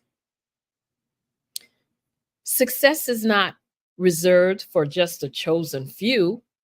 It's attainable for anyone who's willing to roll up their sleeves and put in the work. And keep in mind, the only thing standing between you and your goals is the amount of effort you're willing to put and the amount of effort you're willing to invest. So if you have ever doubted whether your goals are attainable, let me remind you right here and right now, they are. Every dream and every aspiration starts with a vision.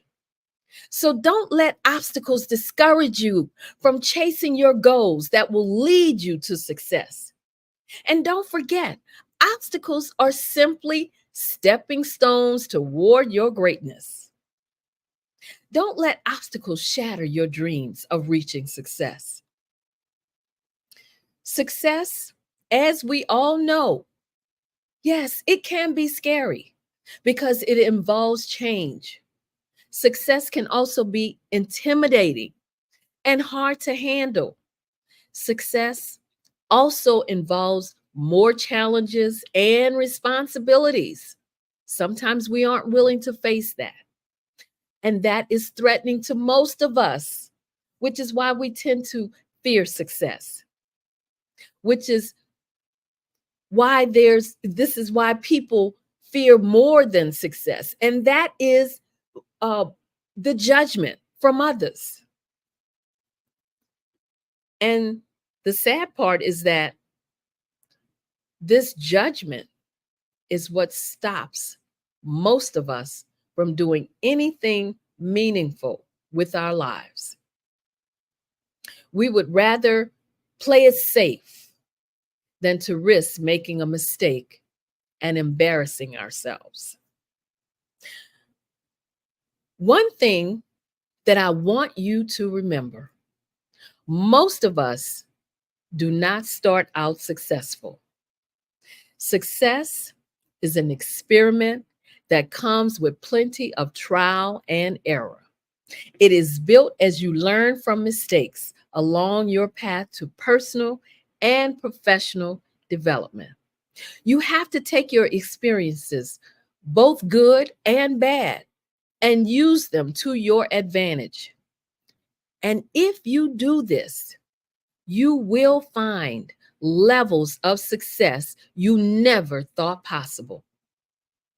You don't want to look back on your past 5 or 10 years from now and regret not having pursued your dream of success. And trust me, when I tell you, the pain of regret will be much stronger than the temporary discomfort of stepping out of your comfort zone. You know, all of the individuals that you saw this week, they gave you pointers. They gave you tips for succeeding. They offered you options. They gave you resources that you probably didn't even know about in some cases. And they showed you a roadmap to help you to get to where you're trying to go. They literally poured into you from their souls. And now all you have to do is to get to work and to implement the things that were shared with you this week. And here's a thought. I want you to keep this in mind. Diamonds don't form without pressure beneath the earth's surface. And in the same way, your business or personal growth and success will usually be born out of the struggles you may face trying to get to where you want to go. So be that diamond, even if you're a diamond in the rough. Here's another important thing to remember. If you wait until you know you're going to succeed at something before you try it, you can spend the rest of your life just waiting. The real recipe to success is not to wait until you have attained mastery before you step out of your comfort zone and pursue your goals. You should realize it's in the pursuit that you'll build the mastery. What you focus on is what you will develop. You cannot get it just by listening and not implementing. You have to do something. You have to work toward success. This platform is here to help you set your own dreams and goals, not someone else's. That's what the information you're receiving will do for you, if you let it. The path to success, it's not a sprint, but a marathon, where endurance and consistency are your fuel. With all of that said, I'm going to give you another secret to success, and that is to never stop learning. Obtaining knowledge is a continuous journey. The best leaders I know, they never stay in one place where they wouldn't benefit from the insight of others who have attained success. I want you to remember this every time you think of quitting. Everything begins in your head. You are what you believe yourself to be. So never, ever feel that you aren't good enough. Having an open mind and a positive mindset means that you are open to the idea that you have value, that you have worth, and that your contribution can and will mean something to this world. Every successful person will tell you that their climb to success came with hurdles and obstacles to overcome. True success does not come easy, and it's not a piece of cake or a walk in the park, but determination will pay off. When it comes to succeeding, never tell yourself you can't be as successful as others. Know and believe that you are capable of accomplishing as much or more than others have accomplished. The key is to possess the same drive and determination, because that's what separates the successful from those who stand on the sidelines and watch others reach the top. Sitting, listening, and not implementing will not do you any good. So don't waste this opportunity. Don't waste this information or the resources that you have received and have been privy to so far this week. Go back and listen to any of the sessions you feel will be helpful. And I challenge you to do so. Let your dream of success be the fuel that propels you forward. Believe that you can do anything you set your mind to do. Remember, it's the state of your mind that will make you successful. What you do makes a difference, and you have to be the one to decide what kind of difference you want to make. But perhaps, and most importantly, a successful mindset is grounded in gratitude and generosity.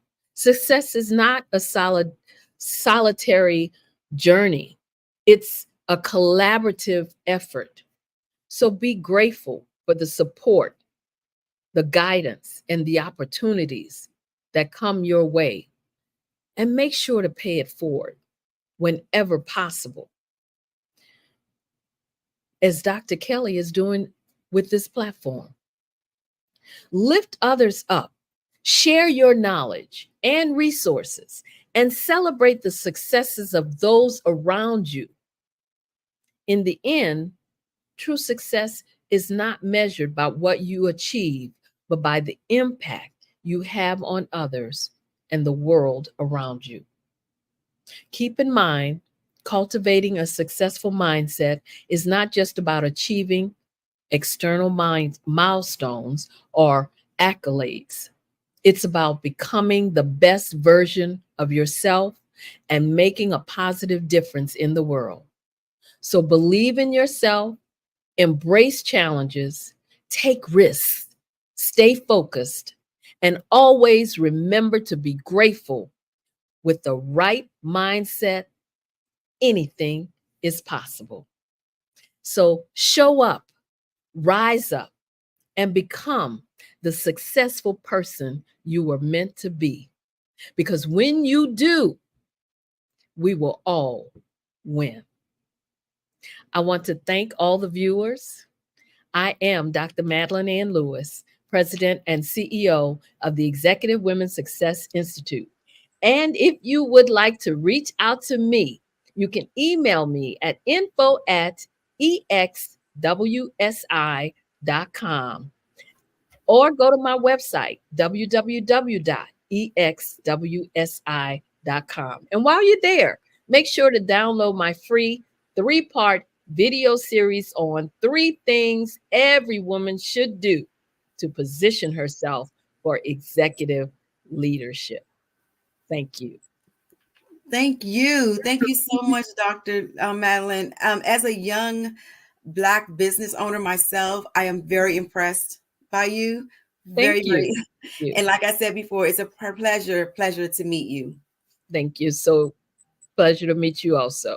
Thank you. Thank you. Genius is common, and I'll see you on the other side. Absolutely. Yes, ma'am. All right, that was great. That was great, and I really, really appreciate her actually presenting, going back, referencing all the presenters that did every day of the week, because every presenter had something very, very profound to say. So I really appreciate her pointing that out. So it is the final moment of today's session for the scholarship, promoting the scholarship. So the Black Business Expo's mission is to raise funds for high school seniors going to college or K through 12 entrepreneurs. This expo is a fundraiser for students. You may go to www.blackbusinessexpousa.com to donate to the scholarship fund, or use the Cash App, which is $BBXUSA. Again, it's $BBXUSA. Our goal is to give laptops and up to $5,000 to 10 students. And students can also register at www.businessexpousa.com. Every dollar counts. So please, we want to remind you to donate to the scholarship fund. We will also like to take this time to thank our current sponsors, our Black Business Expo USA sponsors for the month of May. We have NC 100, Moody Capital Partners, Suede Soul, BDM Media, Lotus Roche Coaching and Training, Carolina, Virginia Minority Supplier Development Council, Step Management, Hello LLC, BHS and Associates, Margie McLean Foundation, Inc., Genius is Common, Earth Essentials, Mullane Shawnee Global, Executive Women Success Institute, The Quality Coaching Company, Superwoman Business Services, Creative Force Studios, Lee Entertainment, Artistic App Design, and of course, Black Business Expo USA. We want to thank all of our sponsors for everything that they do. Without you, there is no us. Thank you very much. And Genius is Common, and I will see you on the other side. Hello, I am Dr. Eric Kelly III, the visionary strategist and founder of the Black Business Olympics. I invite you to showcase your Black-owned businesses on the Black Business Network global stage. The Black Business Olympics is a global Black Business Network platform that propels Black-owned businesses into the international spotlight. By showcasing your business on the Black Business Olympics platform, you can reach a worldwide audience of potential customers, partners, and investors. You can also establish yourself as a thought leader, an expert in your field, attract lucrative partnerships, and more speaking engagements. In addition, the Black Business Olympics platform provides a valuable opportunity to connect and collaborate with like-minded entrepreneurs and business professionals from around the world. This can lead to new business opportunities, ideas, and relationships. Finally, by sharing your story and expertise on the Black Business Olympics platform, you can inspire and empower others. This is a powerful way to make a positive impact on the world and leave a lasting legacy. If you are a Black-owned business owner, I encourage you to seize the opportunity to showcase your business on the Black Business Olympics platform. It is a once-in-a-lifetime opportunity to make an indelible mark on the world. Be one of the 1,000 visionary entrepreneurs who are changing students' lives, shaping industries, and leaving an unforgettable legacy for their families. Unleash your voice on our global stage and watch your business thrive. Black Business Olympics is one of the largest Black business showcases in the history of Black business in the world. Yes, the entire world. Just give me a call today at 919-308-9090.